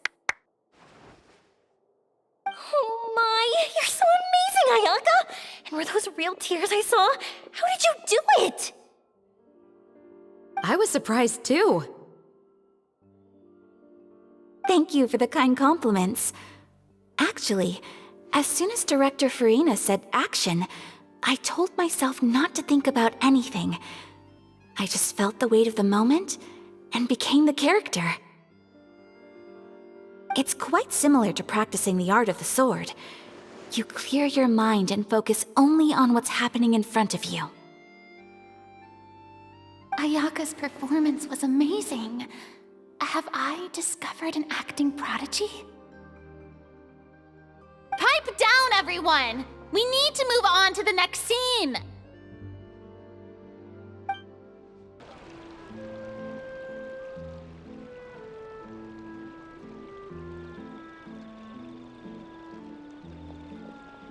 Huh? Are we done already? But Paimon wants to keep playing with the clapperboard. How do you feel, Traveler? Is your arm sore from holding the camera all day? Good work, you two. You too, Chevreuse. You were quite the actress today. I've read this novel many times before. I have a good grasp of my character's mindset. Anyway, do you remember my request from yesterday? Oh, right! We were having so much fun that Paimon nearly forgot! You have a case where the murders seem really similar to the cases in the novel, right? So, how are they similar exactly? In the story, the main characters grow up to become two musketeers, always using their guns to carry out their revenge. And on each of the victims, they place a rainbow rose as a signal that they've returned. Yes, that's correct. We found rainbow roses just like in the novel. Seems like you're connecting the dots now. Oh, that does sound pretty concerning. Especially after seeing the script today. Ooh, now Paimon can't stop wondering what kind of ulterior motive the murderer might have. What do you think, Traveler? You're smart. Paimon wants to hear your thoughts. Good. On behalf of Fontaine's Special Security and Surveillance Patrol, thank you for your dedication to justice. There's no time to lose. We should start investigating right away. Follow me. Huh? Right now? But we just got done filming all day! Paimon's so tired! The most valuable intel always comes after nightfall. They are like small, remote islands in the middle of the sea. If you don't stay vigilant, you will pass right by them in the fog. That's how one of my favorite books always puts it, at least. So, where are we going right now? Let's start by checking out some workshops that sell mechanical components. If the culprit is making their own weapons, it's very likely that they'll visit those sort of places. Welcome to Le Show's Clockwork Workshop. How can I help you? Hello. I'd like to know if anyone has purchased some special components lately. Special components? Sorry, could you be more specific? I mean the kind of components that aren't typically used for clockwork toys, but for firearms. Huh? For firearms? No, we don't sell those sort of things here. Don't misunderstand. I'm not here to cause any trouble. We are merely investigating a case, and we're hoping that you could cooperate. Well, to be completely honest, I'm not even sure what kind of components that would entail. Has anyone ever purchased components here as an individual rather than on behalf of an organization? We have a lot of customers who buy toys, but those who buy components are all regular customers who buy in bulk on behalf of their organization. Is that so? I understand. Thank you for your cooperation. You're welcome. It's the least I can do. Oh, hey, Chevreuse. Run out of oil for your musket again? Hello, Estelle. I want to know if anyone has come to your shop recently to order some firearm components. Oh, is this another case? Let me think. I don't think so. Some people have requested that I make some prop guns for the Fontainalia Film Festival, but I refused all of those requests. Oh? Why's that? Because there's no profit! I only make things here that can do some real heavy lifting. I don't have the energy to make some new molds just for the festival. Then has anybody come specifically looking for mechanical components? Well, I usually sell off my scrap to the Fleuve Cendre. I don't typically give them to one specific person. I understand. Thanks for your cooperation. Don't mention it. Always happy to have the Musketeers' patronage. Seems like we haven't found any leads to go off yet. Yeah, unfortunately. All right, let's head to Fleuve Cendre next. Huh? Are you sure? People might not be so thrilled to see the captain of the special patrol there. You think so, huh? Then I guess you don't know. Huh? Know what? That I grew up in Fleuve Cendre. What's all this? Some broken planks and barrels, as well as some liquor bottles? Yes, but have a closer look, Paimon. Even though somebody has purposefully tried to clean them up, these are obviously marks from musket bullets. In other words, someone was here trying to improve their shot. They were using the barrels and bottles for target practice. Could it have been the killer? Your guess is as good as mine. Although many people at Fleuve Cendre own guns, few hide the fact from others. And even fewer would go to such lengths to hide markings from practice shots. Anyway, let's go. There might be more to this. Hello, I'd like to ask some questions. I don't know anything. Don't worry, I'm not here to arrest anybody. You say that now. It's the truth. Here, take this as my guarantee. Wait, did Paimon just see what she thinks she saw? Is the captain of the special patrol bribing a citizen?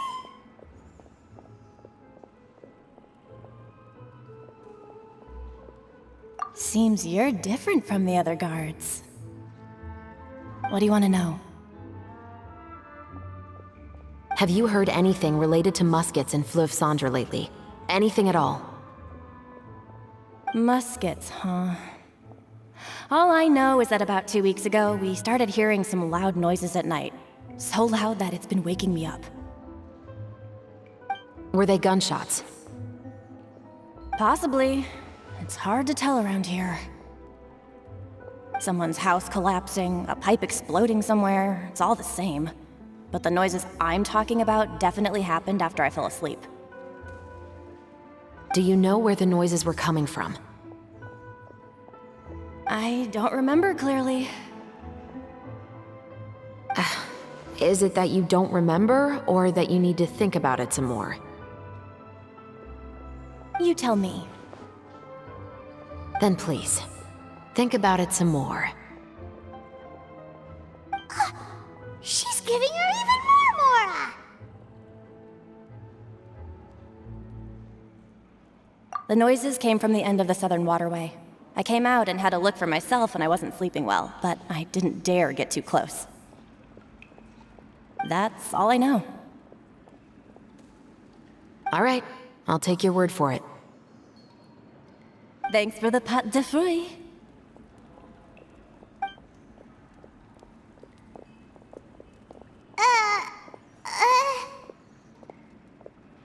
No need to be surprised. I grew up here, remember? I know how to get people around here to talk. My apologies, I'm all out of sweets. Though I do have some other tempting snacks in my custody. Fries, fried chicken, and even onion rings. But taking care of junk food is my responsibility. You're better off sticking to your normal, nutritious diet. Now then, let's keep going. It's been a while, Tetro. Please, just get on with your request. I want to know if you've heard anybody talking about muskets lately.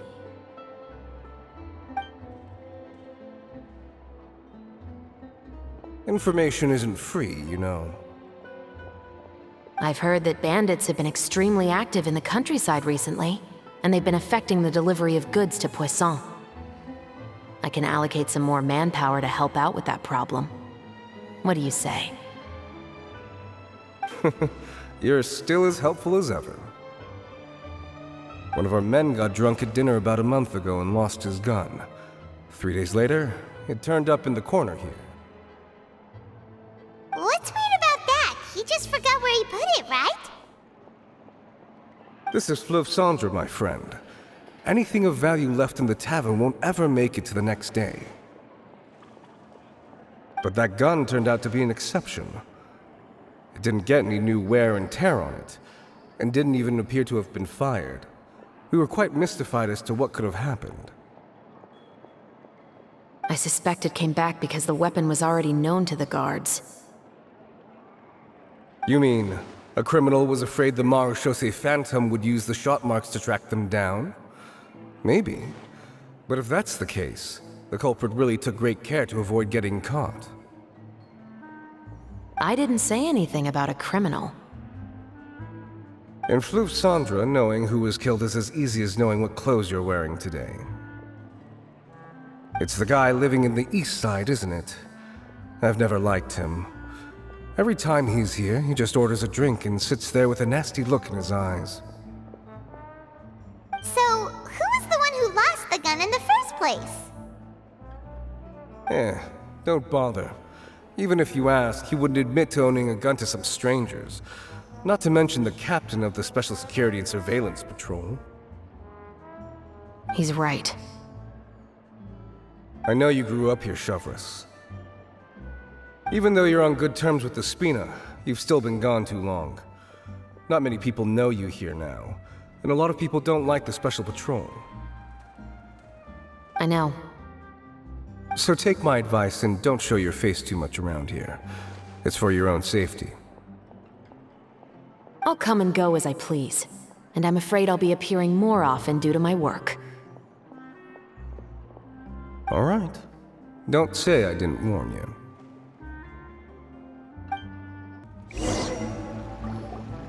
Seems like that's all we'll be able to uncover for today. Paimon feels like we managed to learn a lot more here than up on the surface. Yes. Assuming that everything we found is indeed connected to our suspect, then their timeline was probably something like this. A month ago, our suspect found a gun and took it home to disassemble it. Once he'd figured out its mechanics, he brought it back. In the following weeks, he used some parts to create his own makeshift musket and took it to the Fleuve Cendra for target practice. Then, a few days ago, he found his target and carried out the murder. Once the deed was done, he left a rainbow rose on the body, just like the scene in the novel. That all makes sense to Paimon, but we're still no closer to figuring out the killer's identity! The deceased was a resident of Fleuve Cendra. It's said that he was a poor, solitary man. Yeah, that's also something I'm trying to figure out. If we are indeed following the novel, and there's a story behind the murder, then this murder should be an act of vengeance. But according to our investigation, the deceased didn't have any enemies. He was no saint, but no one's heard of a rival who hated him enough to shoot him dead, much less care to leave a rose on his body. What message is the killer trying to convey, and to whom exactly? We've thoroughly investigated that possibility. He claims to have spent the whole day at the Opera House on the day of the murder, and the staff there have confirmed his account. Okay, so he has an alibi. Not only that, he lacks a credible motive as well. He has a family of his own, and both of his parents are still alive. I've looked into his records. He was adopted at the age of 6, and all the proper procedures were followed. There are also records of him at an orphanage before then. In the story, the mother of the 2 musketeers was murdered after the children turned 10. Of course, he could have changed the children's ages, but I don't want to assume anything without evidence. More importantly, I've also had a chat with him in person. He didn't seem like the kind of person who would pull the trigger to kill a man. Then, what should we do now? We have all this new information, but it doesn't help us move forward. Investigations take time. I didn't expect us to catch the culprit in just a single day. How about this? Let's spend the next few days filming with the crew.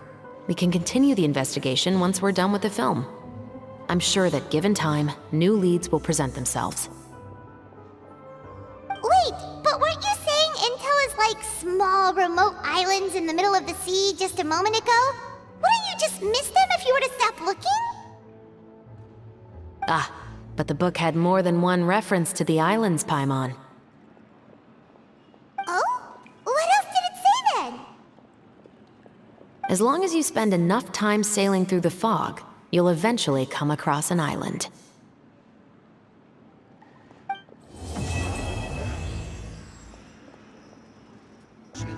What? Never thought that the captain of the security and surveillance patrol could come from the Fleuve Cendra? Honestly, I'm pretty shocked too. There used to be a time when I thought I would never be able to join the guards. But as long as you can distinguish yourself through your accomplishments and skills, you'll eventually be recognized for your worth. If you look at it another way, my life at Fleuve Cendra has actually taught me a lot of valuable skills. Skills like how to barter with criminals or how to think in their shoes. Of course, I'd appreciate it if you could keep this a secret between us.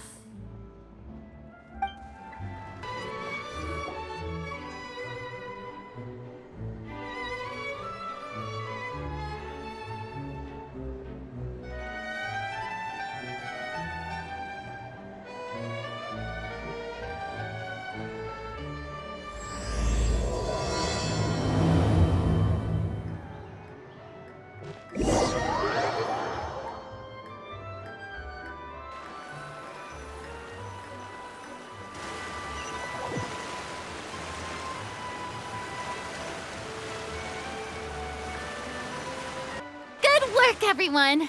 We're looking to wrap with our two main ladies today. I can already smell our success. What do you mean, looking to wrap?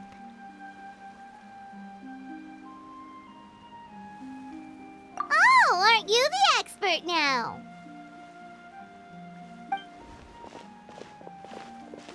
This upcoming scene is the two Musketeers' final confrontation with the Baron. There will be quite a bit of action, but no choreography beyond what we've already rehearsed. Anyway, get ready. Lights, camera, action! The view is beautiful tonight. It reminds me of that fateful night 10 years ago. And now that I've said it, I can even make out the faint fragrance of herbal tea in the air. Enough, villain! It's time that you pay for the death of our mother! My dear Iris, have you forgotten your manners? How can you speak like this to your own father? I'd sooner swallow all of my teeth than call you father. What did I expect? Seems the daughters have turned out to be just as obstinate as their foolish mother. In this world, mora and status is everything. She thought she could blackmail me using her children and force me to grant her recognition and concessions? Ah, how naive can a woman be?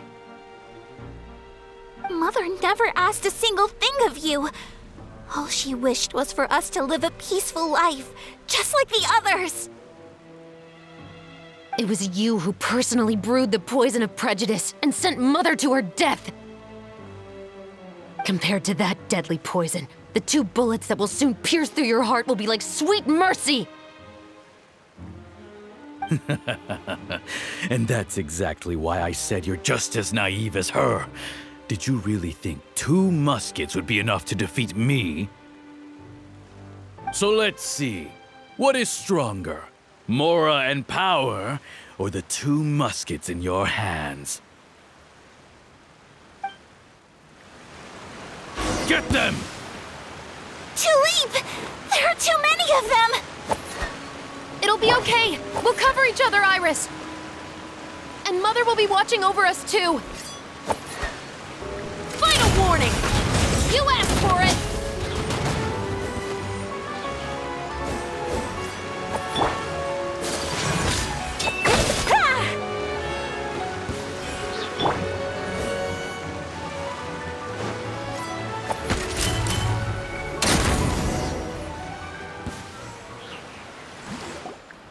You've lost. To think I'd lose to my own 2 kids. We are no children of yours, and we'll never call that place our home. Then tell me, what did you do all this for? You lost your mother, and will soon kill your father as well. What will you gain in the end, other than sentences for your crimes? We will gain our long-awaited justice.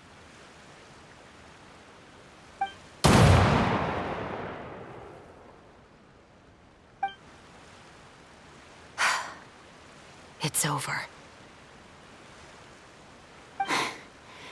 Finally, it's over.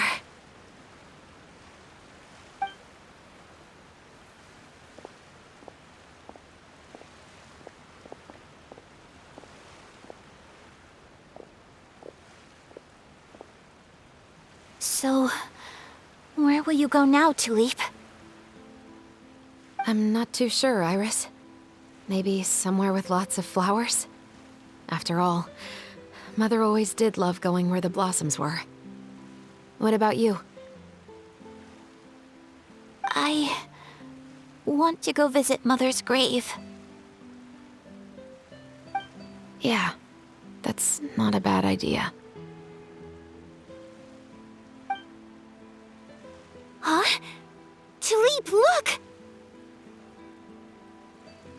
What is it? It's Mother's favorite, the rainbow rose. Look, it's blooming again.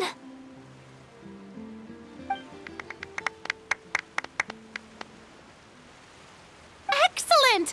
That was beyond mesmerizing. Even I didn't expect this scene to go so well. And we got it in a single take. All right, everyone.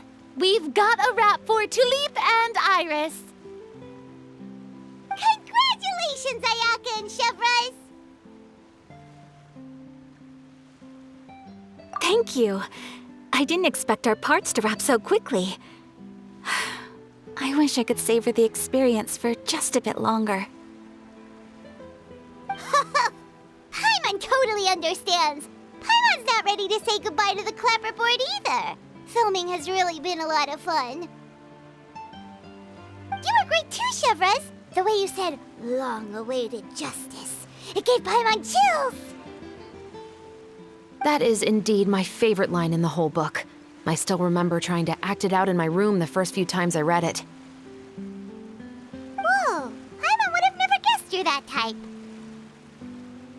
Who doesn't like stories where the guilty are punished and justice prevails over evil? Don't forget, I'm the captain of the Special Security and Surveillance Patrol.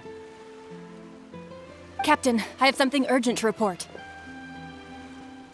Please excuse me, everyone. I'll be back in just a moment. It's okay, don't worry about us.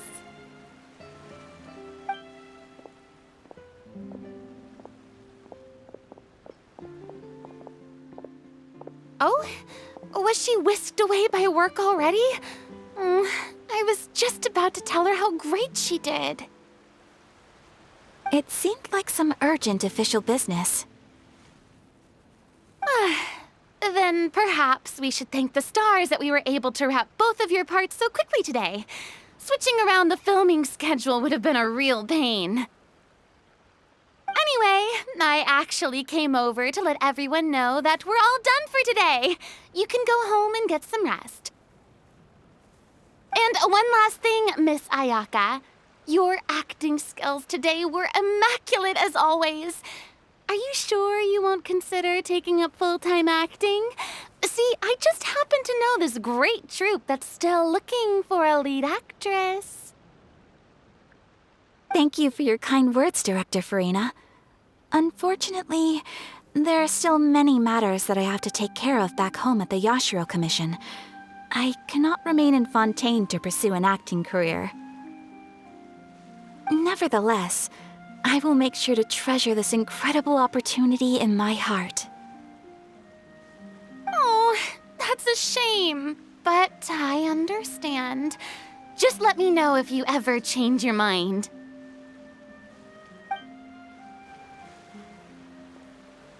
I believe it's also about time for me to take my leave.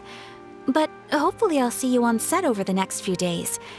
Even though my part's wrapped, I'd still like to swing by and help out the crew. See you tomorrow, Traveler and Paimon. Yep, see you tomorrow! Well, what should we do next? Maybe we'll go investigate the case some more with Chevreuse today. Traveler, Paimon, please come with me. Huh? Where are we going? You could say that our ship has finally chanced upon one of those small, remote islands of intel.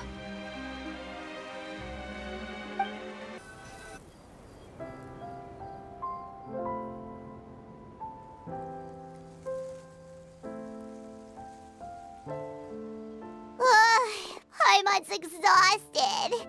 Paimon definitely didn't expect having to float this far after a full day of filming.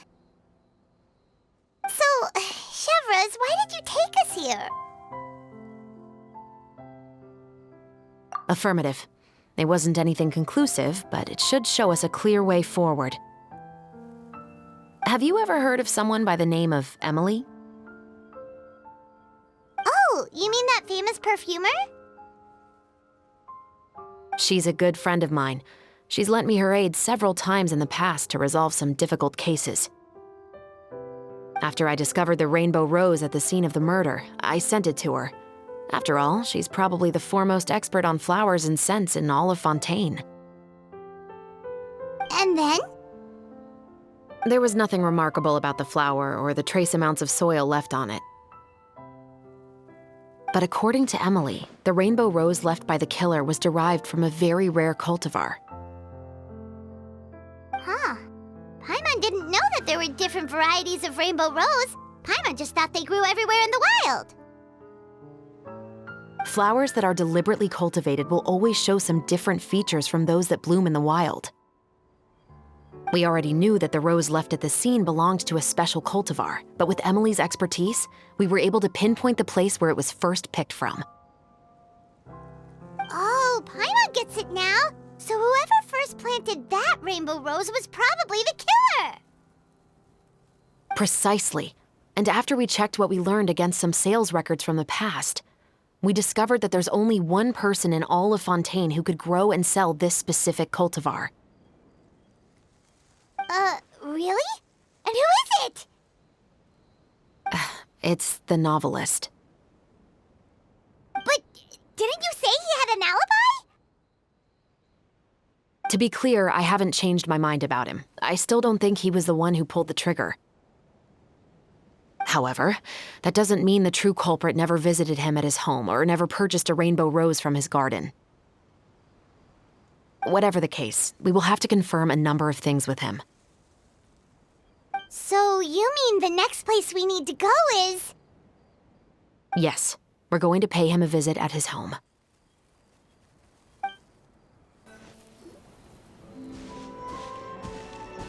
That should be his house.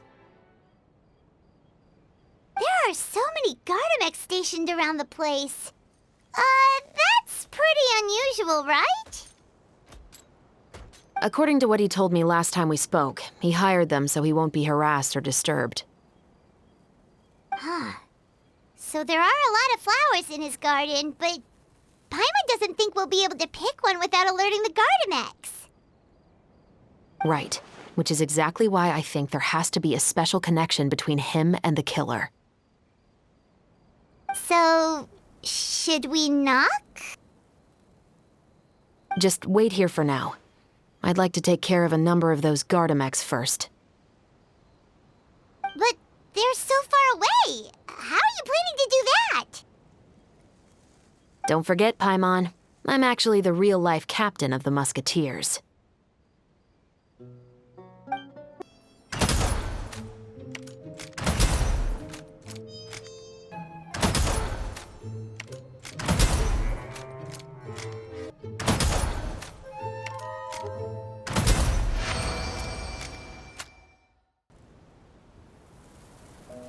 All clear. Let's go. Wait! Paimon's a little nervous now that we know he could be the killer. Can we go over our plan of action again? I'll go knock on the door and make sure it's safe inside. Once we're sure that we're in the clear, I'll ask him to come with us for a quick round of questioning at the guard's headquarters. But can't we just arrest him? We still have no evidence that he's the killer, or that he lent the killer any direct aid.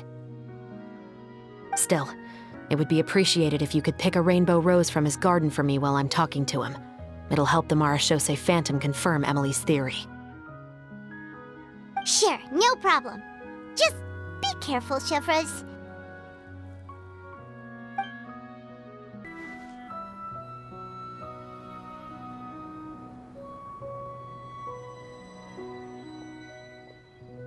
Excuse me, Mr. Baptiste, are you home? Who could it be at this hour? Oh, it's you, Officer Chevreuse. Would you mind accompanying me to the guard's headquarters, Mr. Baptiste? We would like to ask you some questions about a case. Oh, is it still regarding the murder case from before? I cannot confirm or deny that at this time. So it is then. Listen, I need you to come with me, Mr. Baptiste. Miss Chevreuse, I'll save you the trouble. Oh, and you two over there? There's no need for you to pick my flowers either. It's not time for them to bloom yet. Oh! Okay.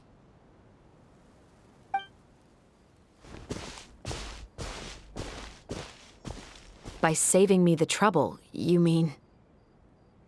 I will confess. I was the killer. Huh?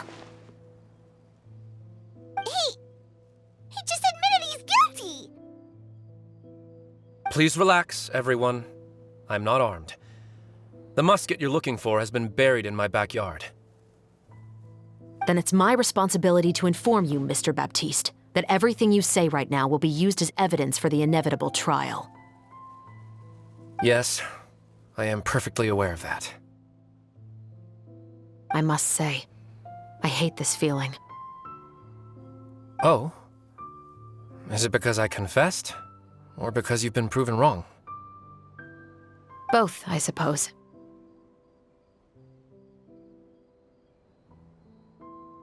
For the same reason as the one I wrote out in my novel, of course. I did it to exact revenge. I know you haven't figured out the link between the two of us. Had you done so, I'd have been taken away to the headquarters a long time ago. But that won't stop me from always remembering his grotesque face. After all, he was the one who killed my mother. Your mother is still healthy and well. You know, I was adopted as a child. I was referring to my birth mother. That was never recorded in the orphanage's records. Please forgive a 6-year-old child for concocting some lies to protect himself after watching his mother die right in front of him. So, your novel, it was like a record of your life? No, of course not. It was a work of fiction with many embellished parts. But I am indeed the illegitimate son of a wealthy and influential man who abused his power to murder my mother. That part was 100% real. But the man you killed didn't have a Mora to his name. He was a hired assassin, an irredeemable beast who sank his fangs into a defenseless woman just for a few bags of Mora. But if that's really the truth, you wouldn't be telling us any of this now.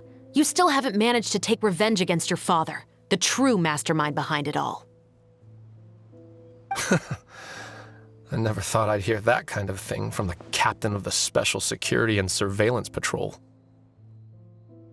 I'm simply skeptical about your motives. It's simple, really. I've grown tired of everything and don't want to shoulder this burden anymore. You may have considered me too soft to pull the trigger. Well, as it turns out, you are exactly right. I've become overwhelmed by the aftermath of the murder. So you're going to call a stop to your revenge, just like that? The true mastermind is too rich and too powerful for me. I've accepted that I will never be able to avenge my mother alone. And so what? The characters in your book never gave up. Now, Officer Chevreuse, I'm the one who has killed a man, aren't I? Are you trying to convince me to commit another crime? What's your father's name? How do you plan to prove the veracity of all of your claims? Well, I'd like to speak with you privately. Sure. Why don't we speak privately at the guard's headquarters? No, it has to be here. I must ensure that we won't be overheard. Fine. Let's talk here. When I said won't be overheard, I meant by anyone. I would like to speak with you and you alone.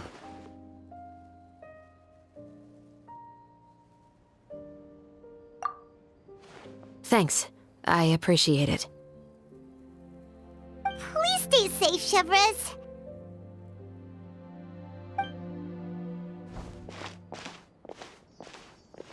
All right, let's hear it. Will you really believe what I'm about to say? Well, that depends on what you're going to tell me. Fair enough. Fair enough. Then listen closely.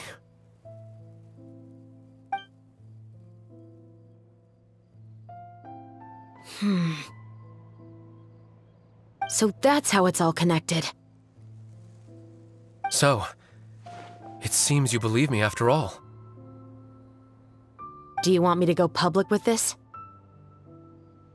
No, of course not. At least, not right now. Then why did you bother telling me?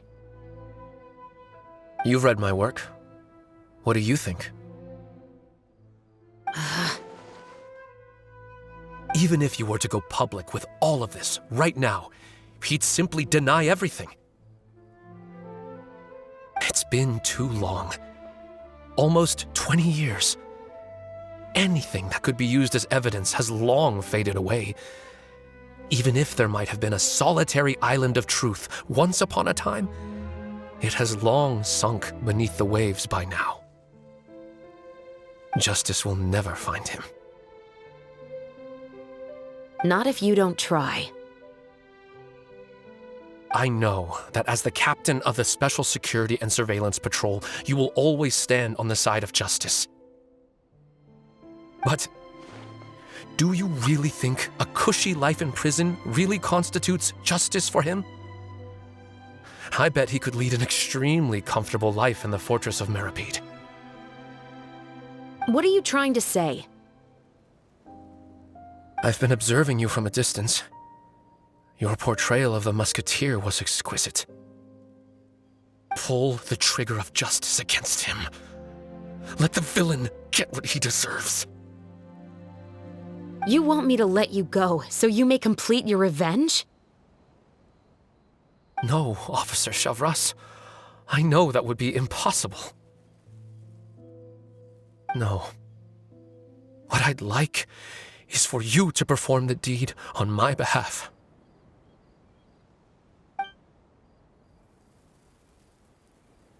Oh, Chevreuse sure is taking her time.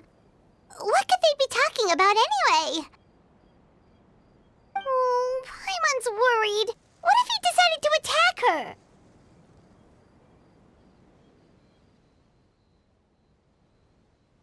Oh, you do have a point. Still, do you have any idea who the rich person might be? And why the novelist doesn't want us to hear what he's saying to Chevreuse? Sorry to keep you waiting, you two. Hey, how did your talk go? I've already sent someone to escort Baptiste back to the headquarters for questioning. He wasn't lying about the musket. It was indeed buried in his backyard. But what about the name? Did he tell you the name of the rich guy? Yes, he did. But for now, I have to return to the Special Patrol. There are still a few loose ends I need to tie up.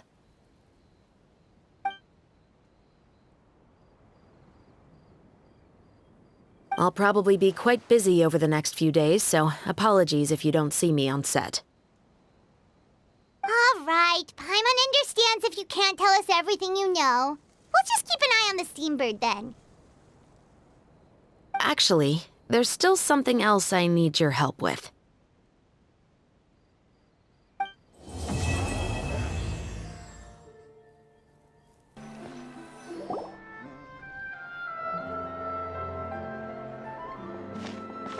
Good morning!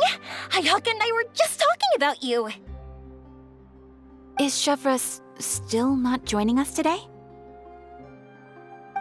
Probably not. We haven't seen her either. Huh? That's such a pity.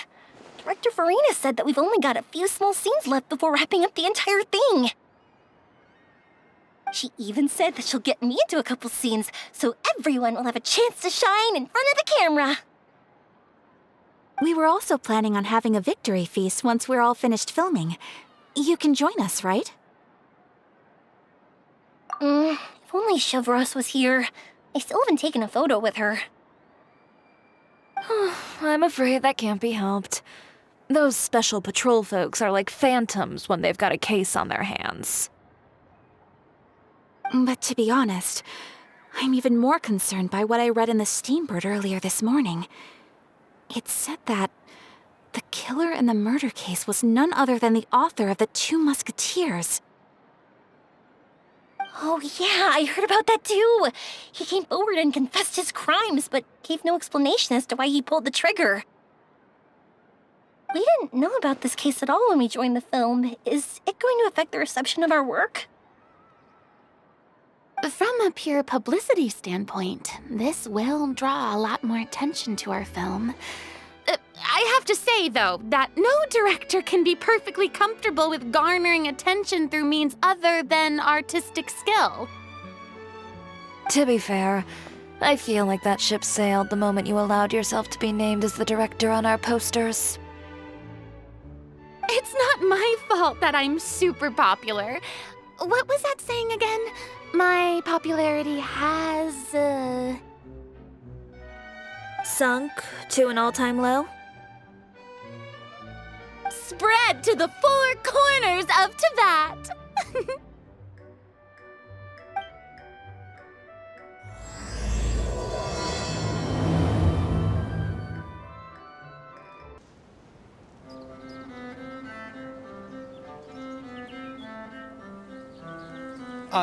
Excuse me, everyone. Xavier! Feels like it's been ages since we last saw you. I've been talking non-stop with the Film Association, and I'm absolutely swamped trying to coordinate the film's marketing. So forgive me for not being around more often, but please believe me when I say that I will make sure everyone's hard work gets the exposure it deserves. Oh, seems like you've been fighting your own battles. Yes, that's one way to put it. Oh, and before we begin the final round of filming, please allow me to finally introduce you to the original investor of our film, Mr. Morris. A pleasure to meet you all. Yes, glad to make your acquaintance, Mr. Morris. We've heard about the issues you've encountered with your financial situation, and genuinely hope that things have taken a turn for the better. Oh, well, the situation has indeed improved somewhat. Don't worry, Mr. Morris. Accidents and last-minute challenges happen all the time. There's no need to blame yourself over it. The good news is that we're almost done filming now, and I would even say that this is the best story I've ever seen. Is that so? I see, that's great news. All right, now that we've gotten all the pleasantries out of the way, let's get the show on the road. We'll mostly be filming typical people and scenery from the streets today to improve the sense of environmental ambiance in some parts of the film. Oh, and there'll be a cameo for Mr. Kamisato and Miss Yoimiya as well. They'll be used to show outsider perspectives on the fates of the 2 Musketeers. That's right. Ayato should be here any minute. Excellent! Then let's start with the scenery shots. Camera and clapper loader, you're up. Yep, we'll be ready. Remember, all we need are some wide zoom shots of the streets. If you happen to find some particularly lovely patches of flowers and grass, feel free to grab some close-ups of those as well. Ready? Lights! Camera! Action! Okay, now move the camera slowly. Try to focus on that flower. What's wrong? Just adjust the focal length a bit. Something the matter? Huh? But wasn't it working fine for all the days before? can we try a different camera? No problem. How about this one? All right, let's give it another try. Lights, camera, action!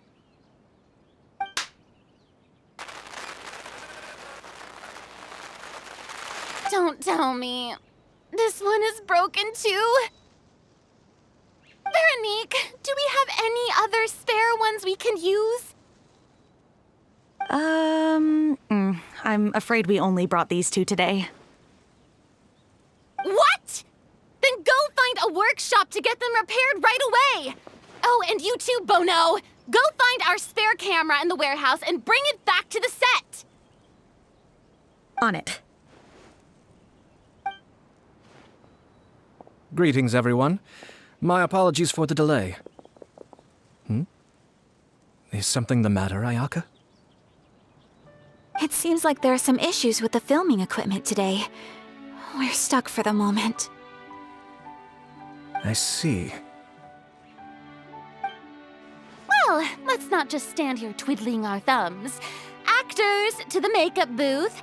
We'll start on the next scene as soon as we get a working camera.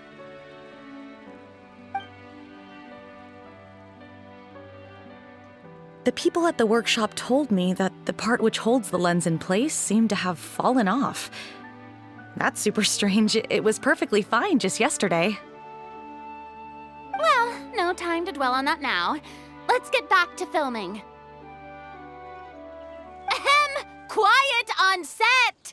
Places, everyone! Lights! Camera! Action! By the way, have you heard about that recent murder case? Yes, I have. It seems that they've caused quite the commotion in the city.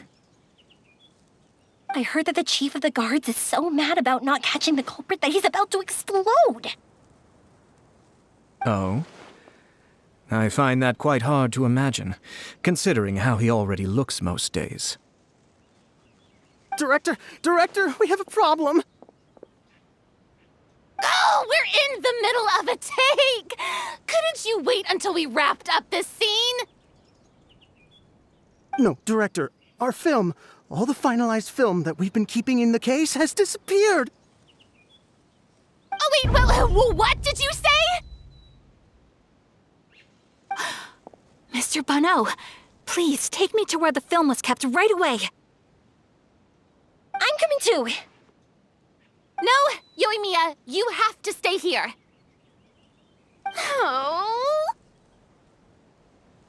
Okay, listen up. Everyone who's not working on this current scene can go with Bono to look for the film. Everyone else, stay put and wrap up the scene. Unbelievable. How could all these problems happen in just one day?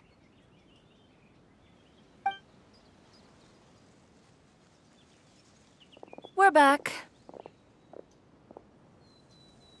How did it go? Did you find the film? We found it in the sewers. Huh? In the sewers? Is the film still okay? We discovered it just in time, so we should still be able to salvage it. The others are checking now to see if we lost any specific scenes. You scared me for a moment there. I nearly thought we had lost everything. I really don't want to experience that feeling of despair again. Okay, but who could have stolen the film and dumped it there? Could it be, some competitors working on other films? But if they wanted to harass us, why wait until the last day?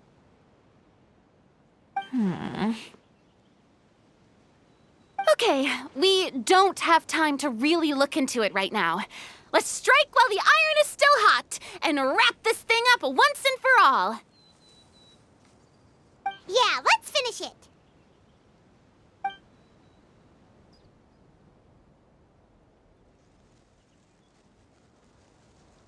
I would like to officially announce that our entry to the festival, The Two Musketeers, has now concluded filming! Ugh, Paimon is spent.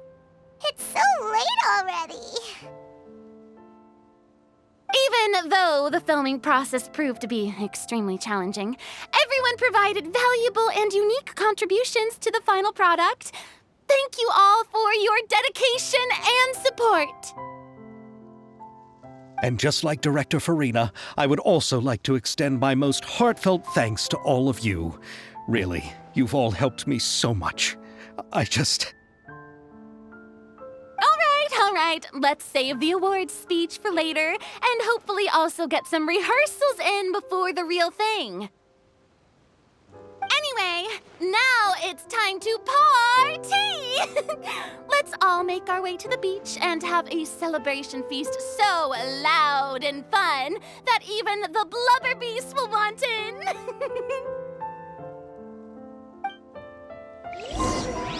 Party, party! Paimon wants to party! Whoa, this place is hopping. Everyone's finally getting to relax after wrapping up the film. Let's go chat with someone.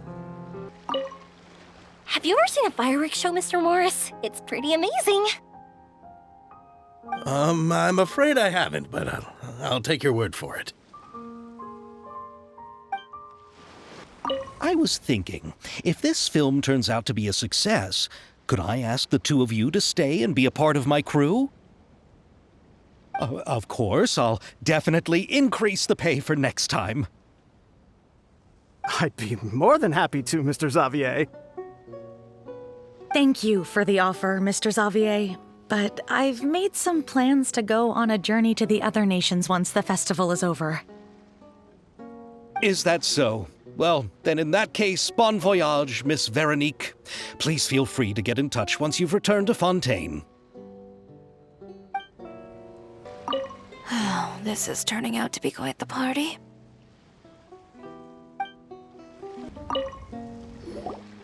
Furina!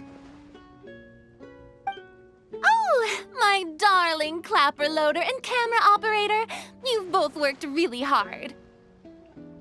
Paimon thinks you worked even harder than us. Honestly, Paimon was getting a little tired of playing with the clapperboard by the end of it. Worst of all, Paimon started having dreams of you shouting, "Lights, camera, action!" into Paimon's ears. The actual dream can't even start until you've yelled that. Hey, if anything, shouldn't I be more grand and delightful than your dreams? We've been through so much together, and that's how your brain remembers me? That's not Paimon's fault. We've just used the clapperboard too much lately. Anyway, what's most important is that we've wrapped the film. I'm pretty confident that we'll take first prize. Hey, no need to mention the official name. Wait, now that you mention it, if we did win the prize, would Furina just get a statue of herself? Come on, I don't need that kind of attention. Xavier can accept the reward on our behalf. But just imagine! Furina accepting the Furina Award and holding a Furina statue. I'm going back to my dessert now. You all can keep discussing that on your own. What kind of dessert should I try next? Hey, Ayato! How's your work been going? Everything went rather smoothly. Thank you for your concern. Ayato told me that we've already confirmed the dates for some Inazuma Fontaine cultural exchange events. So the next time we visit, we'll be doing so in our capacities as the representatives of the Yashiro Commission. Oh, that's great! Then maybe Paimon will be able to find Fontaine detective novels in Inazuma from now on! Oh, wait. Wouldn't Yaimiko get upset if that happens? That would be stealing some of her business.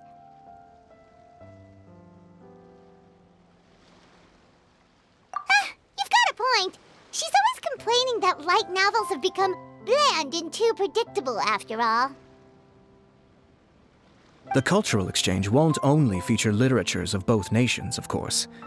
We have also made plans for cross-cultural engagements in the fields of gourmet cuisine, toy making, and artisan craftsmanship. Whoa! Paimon's getting super excited now! When the time comes, be sure to visit and participate in all the events.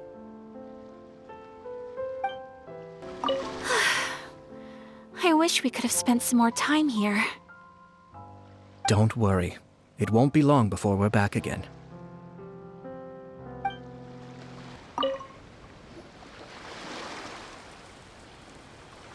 Chiori! Hey, you two. Are you not really into these kinds of big social occasions? Not particularly. But this is still better than Fontaine Fashion Week. But if this film becomes a big hit, people will definitely come flocking to your shop. Yes, that's highly likely. As long as the film can premiere as planned. Are you still worried about the case? That and all the obstacles we had to face today. You're right. It's as if all our bad luck just manifested at once. But why today of all days?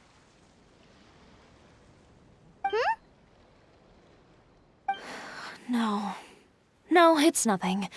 We've already delivered the film to the editors, so there should be nothing more to worry about. How are you doing, Mr. Morris? You having a good time? Well, you could say that. Do you happen to know when the party is scheduled to end? Judging by how much fun everyone's having, I'd say probably not until well after midnight. Is there something that you still have to take care of at home, Mr. Morris? Oh, well, I'm just not a late-night person, so I might take off shortly. Oh no! Silly me. I almost forgot something super important. Oh, what is it? I prepared a whole batch of fireworks for the party, but I forgot to bring them over from the warehouse. Fireworks, you say? Well, that's, truly a pity. Sorry things didn't go as planned. Could you help me carry them over, Mr. Morris? I won't be able to fetch all of them by myself. Me? Are you sure that you can't find anyone else? I just wanted to make this a surprise for everyone. The warehouse isn't far from here. We'll be there in no time. Pretty please, Mr. Morris. These are some of the best fireworks I've ever made. So I also want you to see them before you leave. They're stunning. I promise that they'll be a once-in-a-lifetime experience that you'll never forget. But... It's okay. Just come with me. If we're sneaky enough, nobody else will see us leaving. All right. The warehouse is right over here. I moved the fireworks there in advance, so it shouldn't be too much work bringing them back. It's still a ways away from the party. Sorry about that, Mr. Morris. It's probably because I'm used to carrying fireworks all the time, so it doesn't feel like a lot of work to me. Shh! Don't let anyone else see us. I still want it to be a surprise.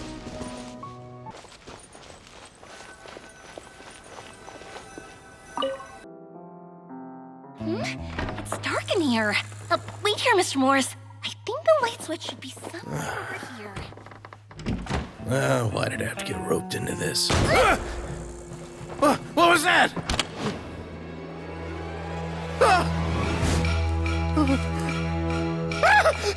Who's there? Get me out! Get me out of here! Did you really think you'd get away, Morris?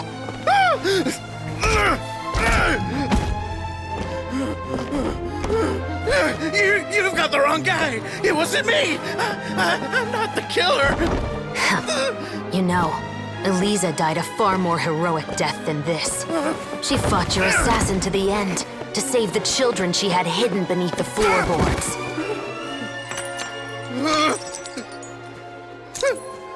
That is Eliza's pendant. The one with a photo of you two inside. The one you gave her. Ring any bells? It's a fake! It has to be! There's no way! No way your assassin didn't destroy it, you mean?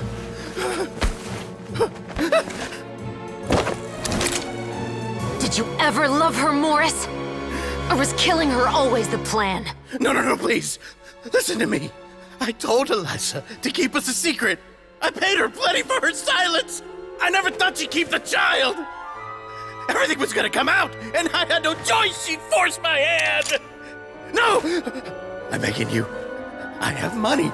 Just name your price, please. You can keep your Mora, and you can go to hell.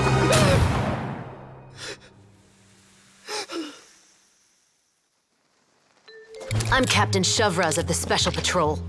Morris, you're under arrest for Eliza's murder. Huh?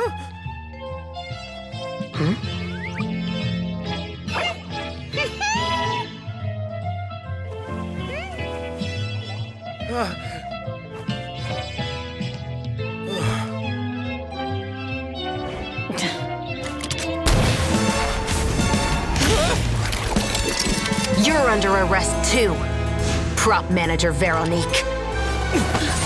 Or perhaps I should call you the Second Musketeer.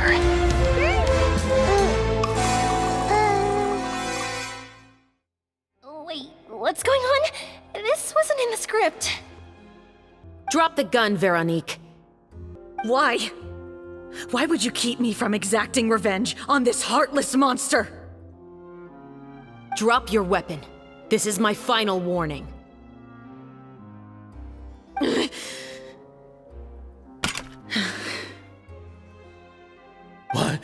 What is going on? Do I have to spell it out for you, Morris? Everything that took place just now was staged to get you to confess the truth. But this last part is all improv, of course.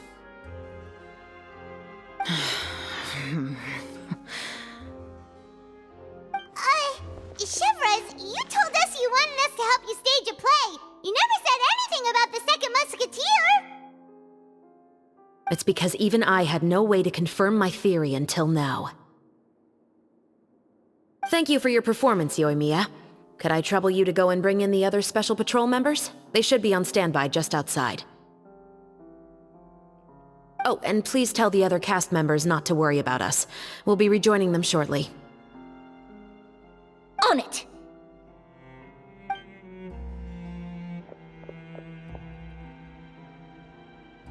So what do you think, Morris? Care to talk about what happened 20 years ago?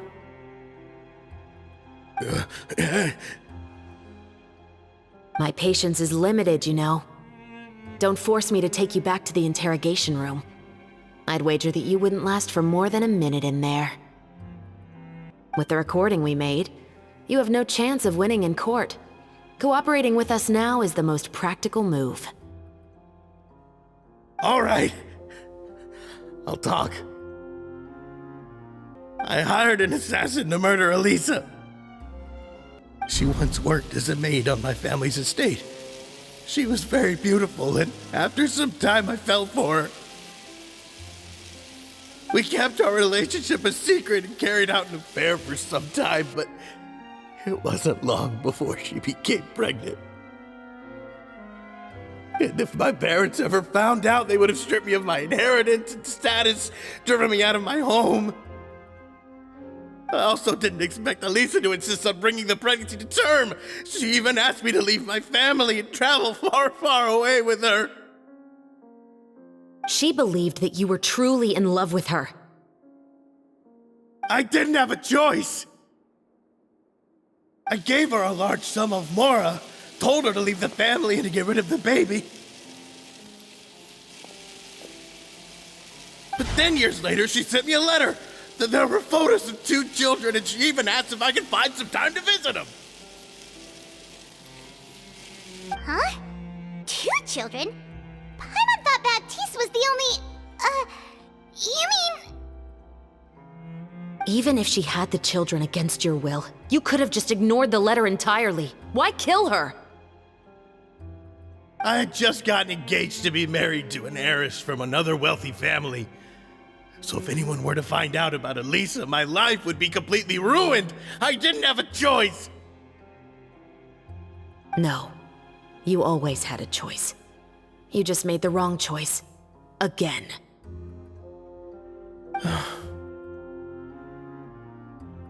Do you know how it feels to watch your mother be killed right in front of you?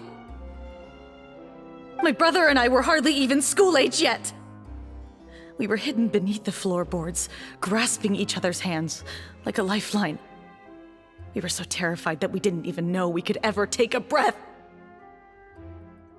All we could do was to watch Mother try to fight back, and then collapse to the floor. Even after the assassin left, we were still too terrified to leave our hiding spot. We thought that he might come back. It was only until the next evening when we finally climbed out and gathered around our mother. But she had already become cold and stiff to the touch.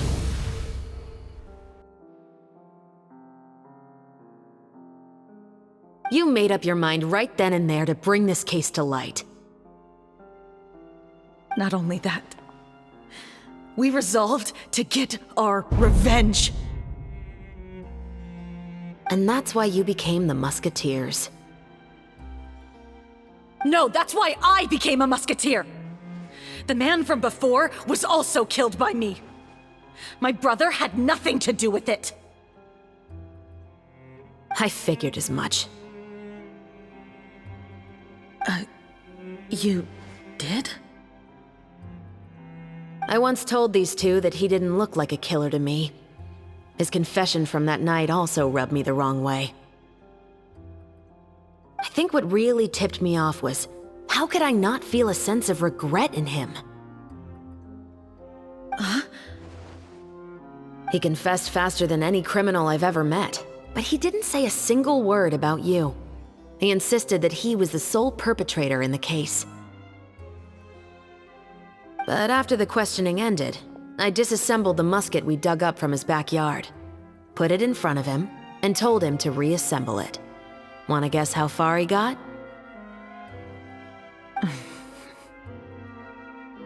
He had no idea where to even start. He's never touched a gun in his life. Based on that, I determined that he was not acting alone. He only surrendered himself to draw our attention and create a moment of opportunity for his partner. So, I decided to play along.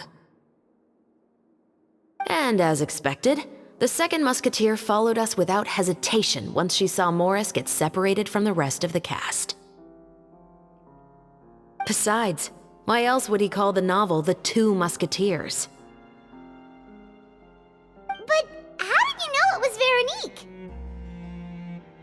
I figured it out the moment Baptiste told me his father's name. That so-called financial crisis was all just a ruse. He just wanted to sign up as the investor and then leave the film without any source of funding.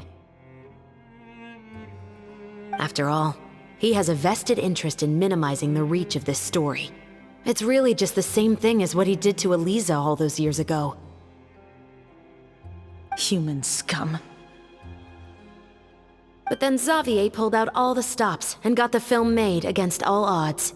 Morris couldn't have that. With the killer in custody, he figured it was safe to act. And so he came to visit the set today, just as I expected. Wait, so you were behind all those mishaps today?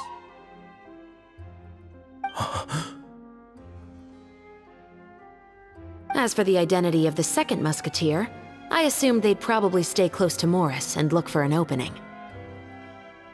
And if they already knew that Morris was the film's investor, then that narrowed the list of potential suspects as well. Furthermore, being the props manager would allow the culprit to avoid scrutiny by purchasing mechanical parts in the name of the crew. With that hypothesis in mind, I went back to check Baptiste's orphanage adoption records. Guess whose name I saw on the same page, just a few lines from his.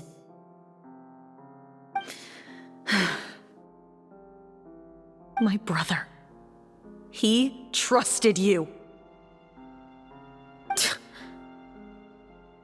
As in, he trusted me to perform the deed on his behalf? He trusted you to stand on the side of justice. I am. I thought you could do it as well. Oh, the look on your face when you told him to go to hell. I really thought you'd put a bullet in his brain. You know what he has done. Are you telling me that you'd rather see him spend the rest of his life living like a king in the fortress of Meripede? I will never be able to forget the feeling of my mother's cold, lifeless hands. And you would call this ending fair? Is this what you call justice?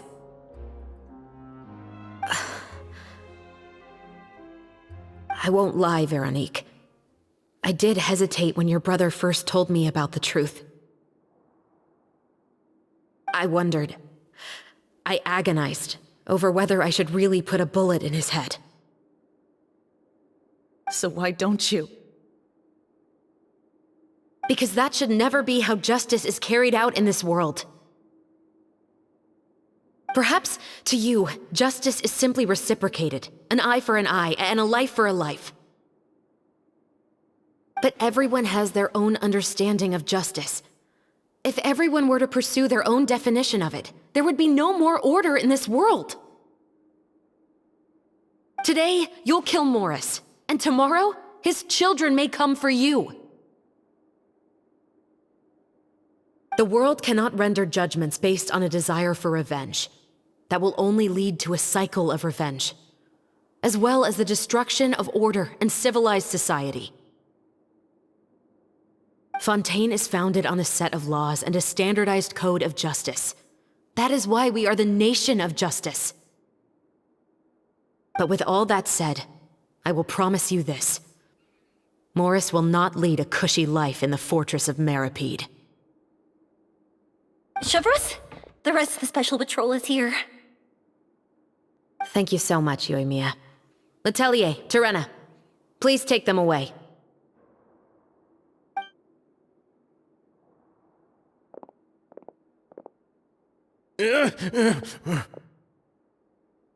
I still can't agree with your reasoning. I know.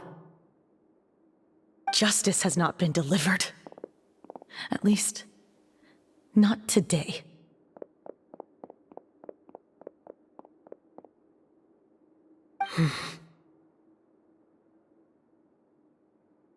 Chevreuse. Let's go. We should give an explanation to the crew. Thank you for your concern. I'm fine. I'm just thinking about the things in life that have driven people to take justice into their own hands.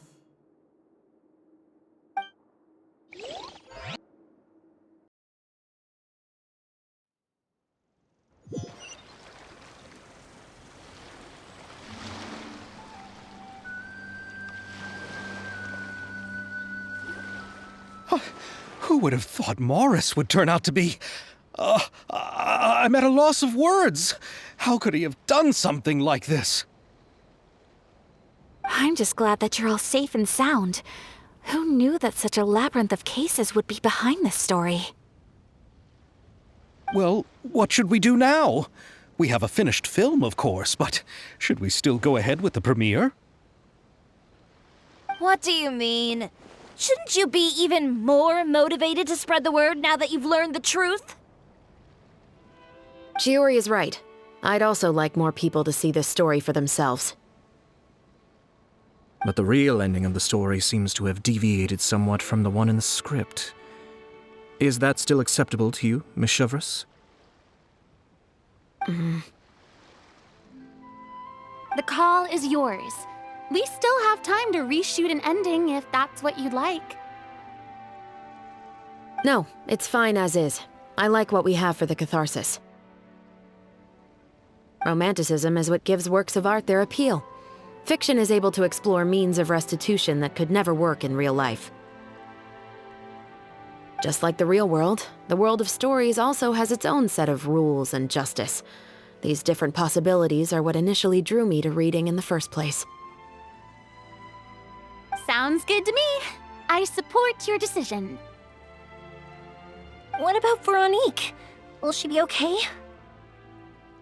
She will soon face her judgment alongside her brother and Morris. If I had to guess, they'll probably all be sent to the fortress of Meripede. I'll make sure to give Risley a heads up about it. Oh, you mean that kind of heads up? Exactly.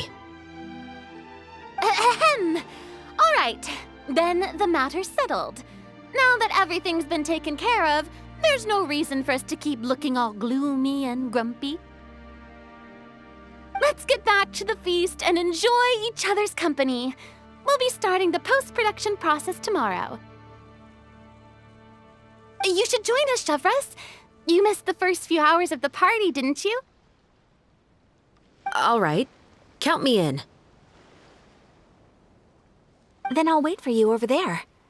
There's still some good news that I'd like to share with Chevreuse. Traveler, Paimon, could you wait for me by the sea after the party ends? I'd like to go on a brief walk with the two of you.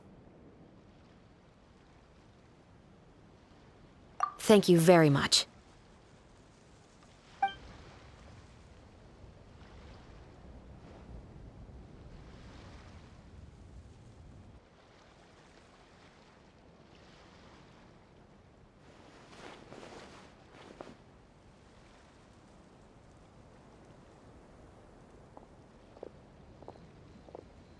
Sorry for the wait. Oh, we weren't waiting long at all. Is there something else you wanted to tell us?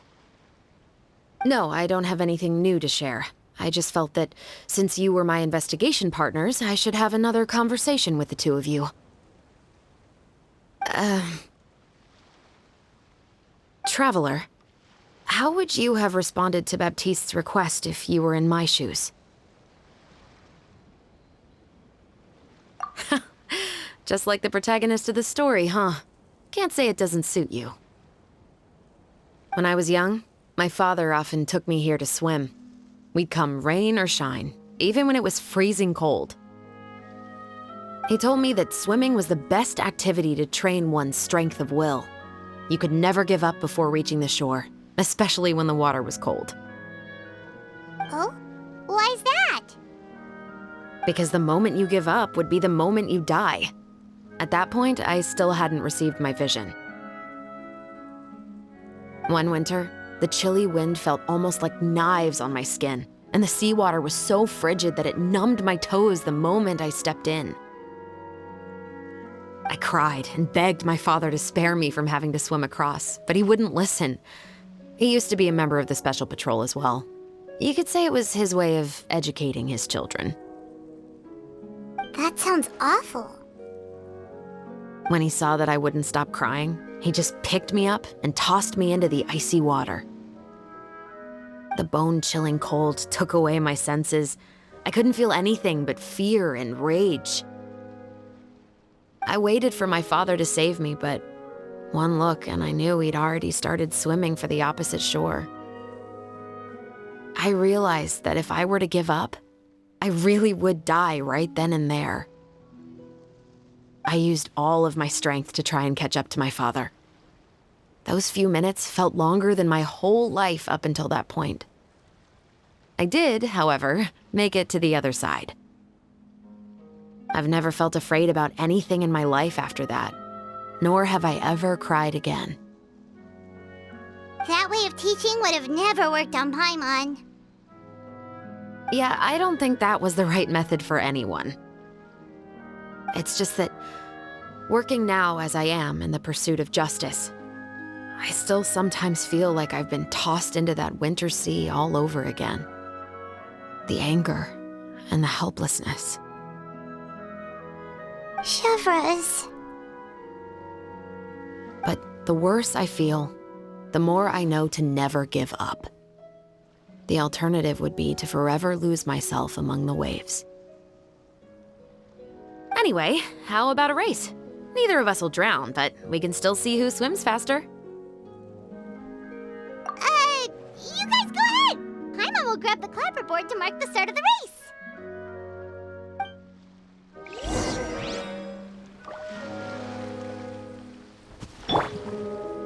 Drop your weapons!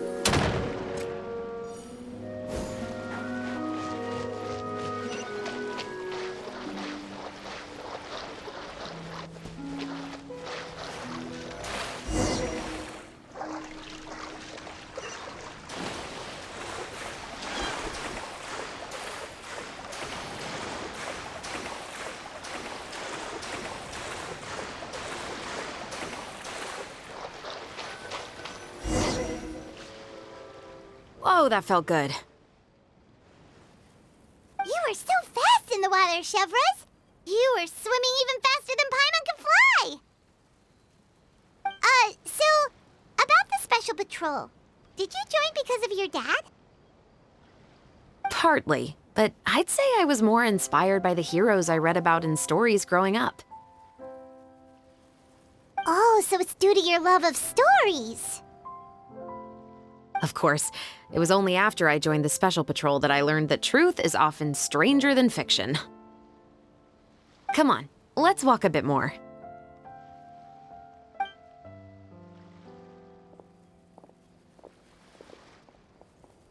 To be honest, I do sometimes question whether the decisions I make are the right ones. But I know that no matter what, I must keep swimming. Because the only thing I've got my eyes on is the shore in the distance.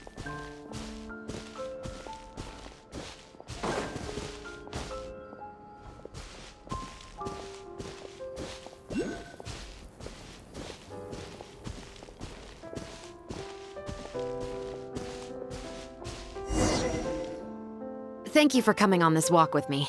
I feel a lot better after getting all that off my chest. Huh. We're nearly back at Baptiste's house. Huh. You're right. I didn't realize we were so close. He really did plant a lot of flowers. It's just like how he described it in the story. Huh? Wait. Paimon, Traveler, look! The rainbow roses in the garden. They're in full bloom now.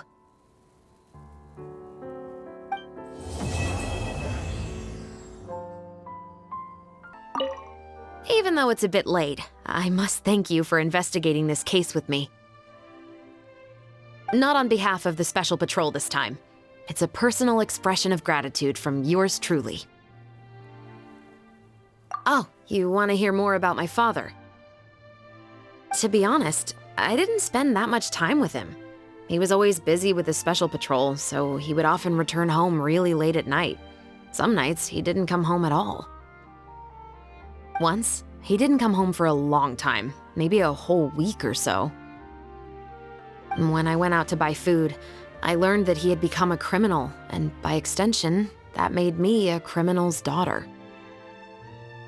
But we can talk about that another day. I actually have a lot of sympathy for Veronique and Baptiste. I can understand the hatred they feel for their father. But that doesn't mean I'll allow them to walk the path of evil, even if it might lead to another sense of justice. Films are different from the real world. They're a form of art and represent the wishes in people's hearts. I adore the two Musketeers, and I'm very happy to have had the opportunity to act the role as one. I can't wait to catch the film when it premieres in the Opera House. I'm looking forward to seeing the audience's reaction to the climactic ending. Thank you for looking out for me. I'll see you at the award ceremony. I'd be very surprised if we don't win.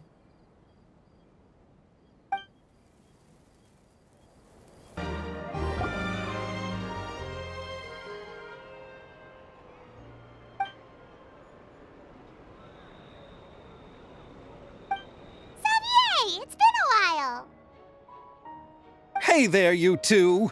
Sorry I've been scarce. I've been buried in marketing and preparing the film for release ever since we wrapped post-production. The award ceremony is today, right? Paimon wonders if we'll win the Furina Award. I'd give it a 90% chance. Furina! Oh, Paimon didn't know you were already here. You're earlier than everyone else. I'm sure the others will also be here in no time. Xavier, if we end up getting called on stage, shouldn't you come up with a name for our crew?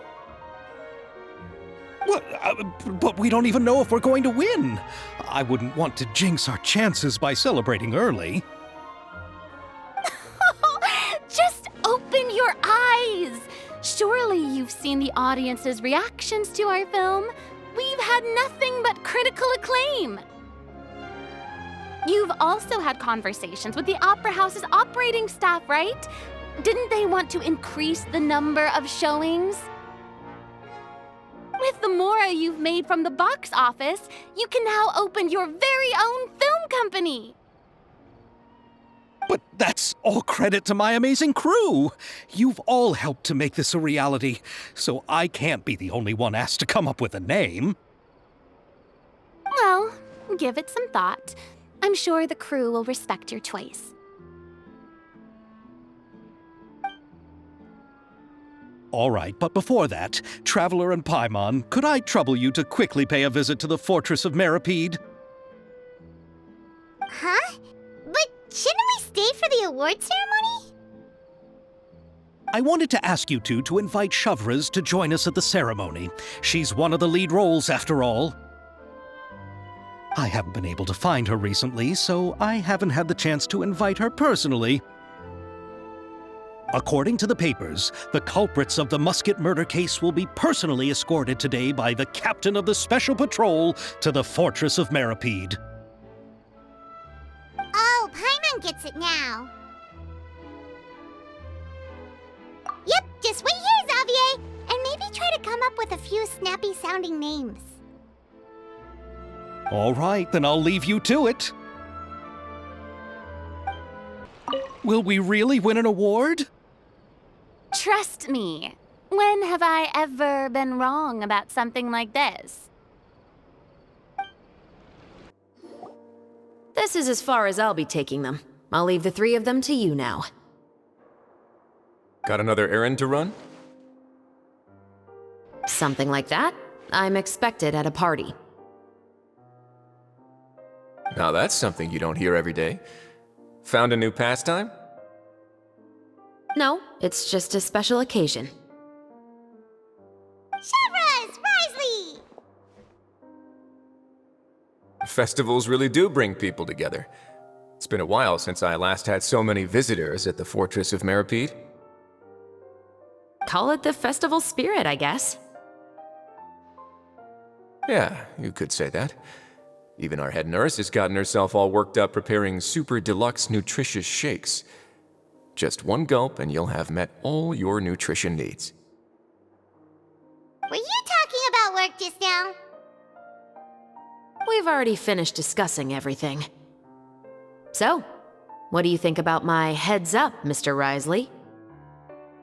I believe I haven't yet made any promises or guarantees. But you also didn't shoot me down. Here, how about this? You could give everyone a copy of the newspaper. Perhaps on the day when the cover story happens to, oh, I don't know, expose a certain someone's misdeeds from 20 years ago? I suppose then a certain someone may soon find himself the most unlucky person in the Fortress of Meripede? While another two people will soon be hailed as heroes. Speaking of heroes, Did you two need something from me? Actually, we're here for... You're here to invite me to the party, right? Don't worry, I didn't forget. Ooh, then let's head back right away! See you, Risley! Happy Fontainalia Festival! And the same to you. Please, go and enjoy the festival.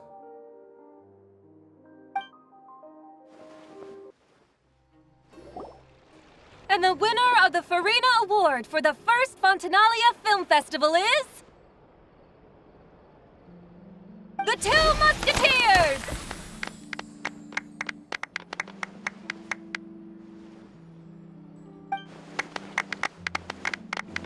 We really won! Congratulations, Mr. Xavier. We won?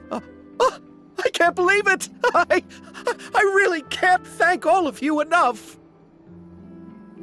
See? My takes on Fontaine's entertainment industry have never been wrong. Now, please welcome to the stage the producer of The Two Musketeers, Mr. Xavier!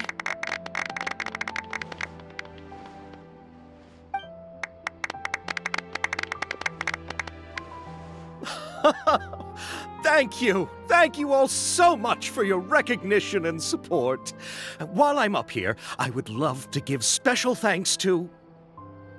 Time really flies, huh? It certainly feels that way.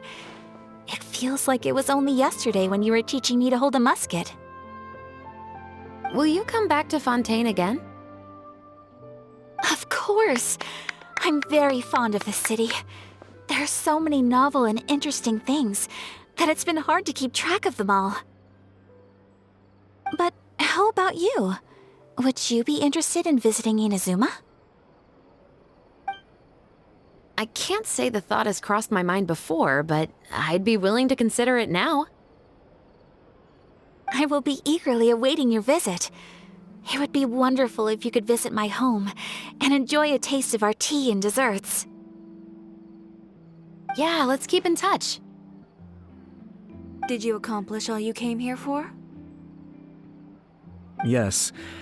And you should visit Inazuma again sometime. How has Ogura and her business been? To my knowledge, she's doing quite well. Tell her I said hi. I certainly will. I heard the thunderstorm has stopped. Yes, and the war has also been brought to an end. Peace and prosperity has returned to the islands. I quite like the sound of that. Perfect for hanging textiles out to dry.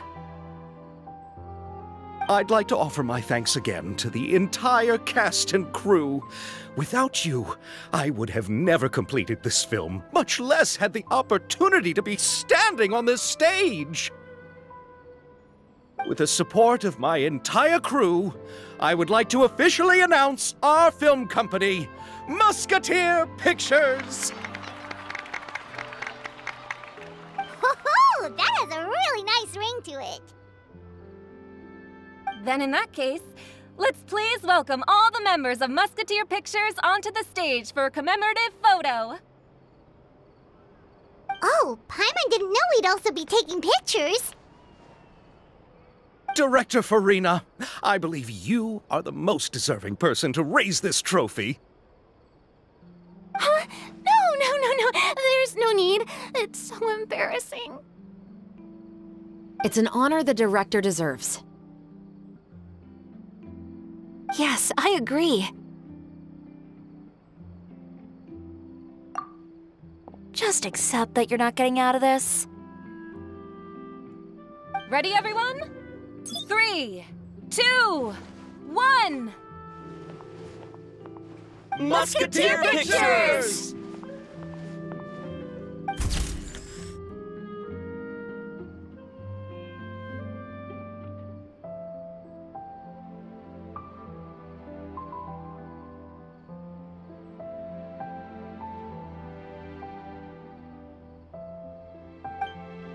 Lady Furina, please allow me to take just one more photo of you. I would also love to get your autograph, just as a memento of our time together on the crew. Hey, I've had enough of the camera flashes from when we were all up on stage. But, Lady Furina, you are the best director I've ever met! The most photogenic maiden in all of Fontaine! This kind of lively and celebratory setting is exactly where you shine. I believe all photographers would agree. Come, the brightest star of our land! Show us your light! The camera is waiting to sing praises of your beauty! Well, I'm flattered, but... All right. I'll humor you and try a few more different poses. But I don't have to hold the trophy, right? Of course. You may pose however you like. Thank you so much. Thank you so much. By the heavens, my luck has been beyond belief. I'm having a hard time coming to terms with it now. Oh. Miss Yoimiya, we haven't had the chance to talk, but please accept my thanks for everything you've done over the past few days. Oh, but I feel like I didn't do anything out of the ordinary. I'm very grateful for your assistance during that special performance in the warehouse. It was always going to be somewhat risky to engage and draw away Morris all on your own. You're only a civilian and have never been trained to act in such a dangerous situation. Don't say it like that. As the director's assistant, it was my duty to help out the crew however I could. It was an honor to help you solve the case. I have to admit, though, my heart was thumping super hard the entire time I was laying on the ground. I was scared that everyone would notice. You did great. Oh, and before I forget, if you ever visit Inazuma, please come and pay a visit to Naganohara Fireworks. I'll make some fireworks for you. I even know what shape I'd make. I'm guessing a musket. Telling you now would ruin the surprise. If you really want to see it, just come and visit me. Oh, I didn't expect to meet you here. I've been told that this is a beverage called Fanta. I quite like its unique taste. The slogan, a font of refreshment, is rather catchy as well. I'm starting to wonder if I could incorporate it into our cultural exchange initiative. What would happen if we were to add some sprigs of mint into Fanta? I believe this is an idea worth testing. Or perhaps we could even take it one step further and mix in an equal amount of milk tea medley. But for some reason, I suspect that experiment wouldn't turn out well. Thanks to you, the film was successfully completed and the Yashiro Commission secured a collaboration project with the Palais Mermonia. If another opportunity was to arise in the future, perhaps I should take on the chance to act as the protagonist. Or perhaps you think the role of villain would fit me better. Thank you for the well wishes. I will take good care of Ayaka and Yoimiya. I would like to wish you safe travels on your next journey as well.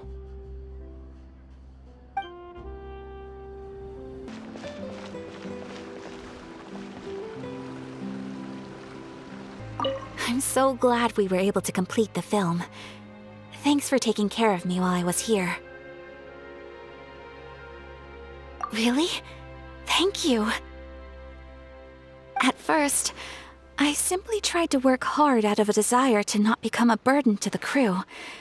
It would have been so embarrassing if the filming had to stop to accommodate my lack of skills. But Director Furina was both patient and knowledgeable, and Chevreuse and Elaine taught me a lot about the scenes and details. It was all thanks to their help that I was able to grow comfortable with the role. And even with all of that said, I still got a little flustered with praise, especially since everyone, including you, were complimenting me at the end. Yes, I visited many places with Yoimiya in between the filming sessions.